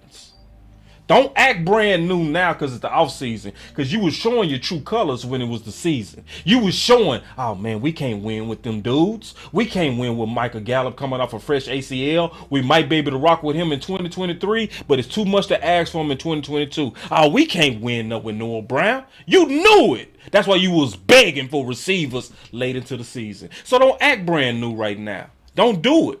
Just go ahead and say it. You're horny. If you're horny, go ahead and say you want some. Don't be over here acting like you don't want to get no booty and you over here rock hard. Yeah, you horny. You horny for an athlete, so don't be trying to act like you don't want none. You want some Odell. Yeah, you do. That's an obvious metaphor. Don't take that literal. But y'all saw it. They was horny. They was begging for a Odell Beckham, and they didn't even know if he was healthy yet. That is horny. Horny. You horny for an athlete. So you bet not come in this offseason and start trying to sell. Oh yeah, Dak is good. Oh, we just, we put the right. No, you horny. So don't be acting like you don't need to get one off. You need to get one off right now on a weapon. And what some dudes do when they real horny, they pay for it. Woo! What some dudes do when they real for it, they just reach in their pocket. They say, you know what? I gotta have it. Go pay for it. Some of y'all be out there paying for it. You too horny, dog. You way too horny. You be out there, you be paying for steaks. You be giving them steaks. You be giving them all kind of drinks. You be opening doors. You be buying them diamonds. You be doing everything because you're horny. Go ahead and pay for it then, dog. You paying for it. You tricking. Yeah, Dallas, you showed that you're horny. Go ahead and trick. Go out there and pay for it. Go reach in your pocket and pay for it. Oh, man. Boys be sneaking in the VIP. Y'all be going to the back room.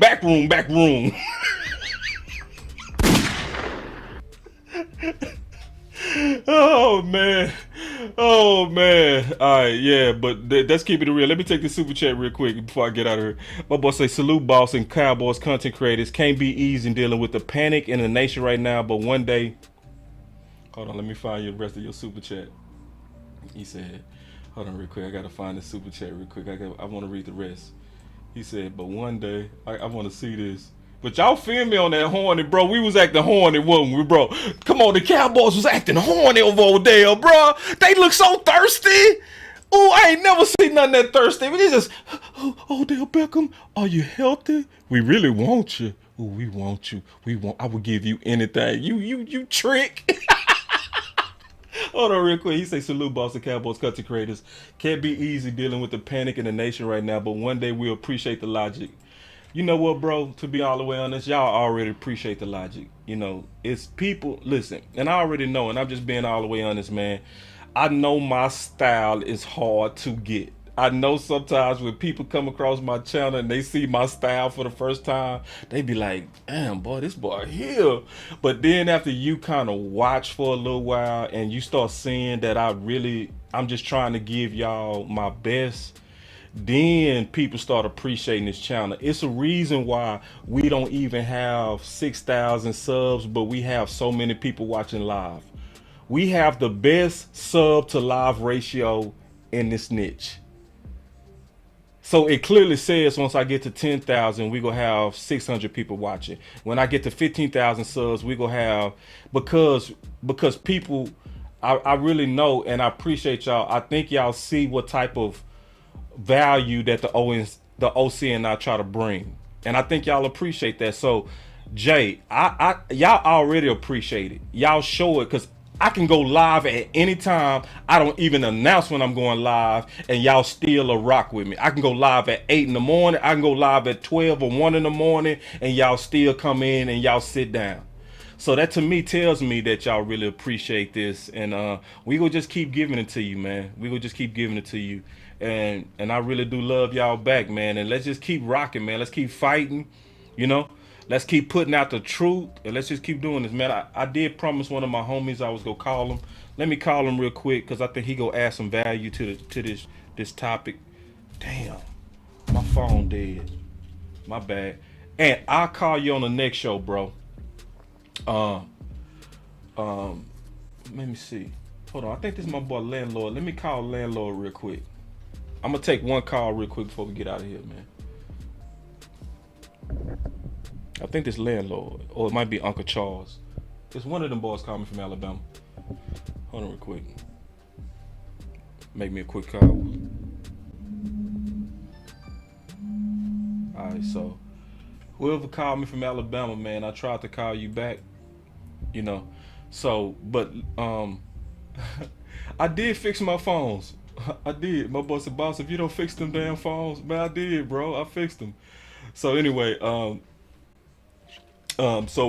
man, I want to give y'all what I believe is the truth on this whole situation. That's why I named the show "The Truth About Dak Prescott and the Dallas Cowboys in the Playoffs." Like, what's the real truth? Not none of this panic, not none of this fabrication, not none of this exaggeration. And the real test is, can y'all be honest like my boy Lord Brunson was? Lord Brunson was honest, man. You know what I'm saying? That's why I go back and forth, and I talk major noise to Philly. Philly hate me on Twitter. I show no mercy. But when somebody do something real, I recognize it. And he came in ready to fight, got the truth, and said, hold on, boss. Y'all doing that to Dak? He said it live. He didn't try to save no face. He didn't try to create a new argument. He just quickly said, oh, that's dumb, boss. Yeah. And when you see our enemy,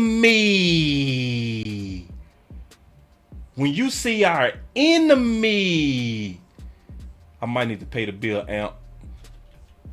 When you see our enemy keeping it real, you better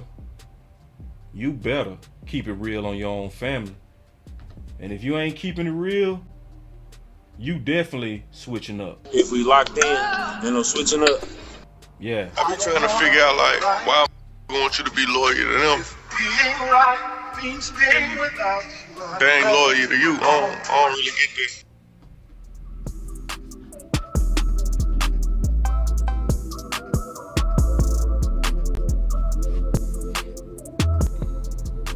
Boss Cowboy Sports, where your voice matters. My boy asked, what was that? What was that video? Go to my channel. The video says, Dak, please abandon Kellen Moore and his aggressive option routes. So people who want to see the original video, that's the video right there. Go to my channel, go to the lives, and when you click on live, scroll down and you'll see this thumbnail. Run it up. Run it up. Run it up. Another one. Cowboy Sports. Bring it real back. He be speaking his mind. That boy with the shit.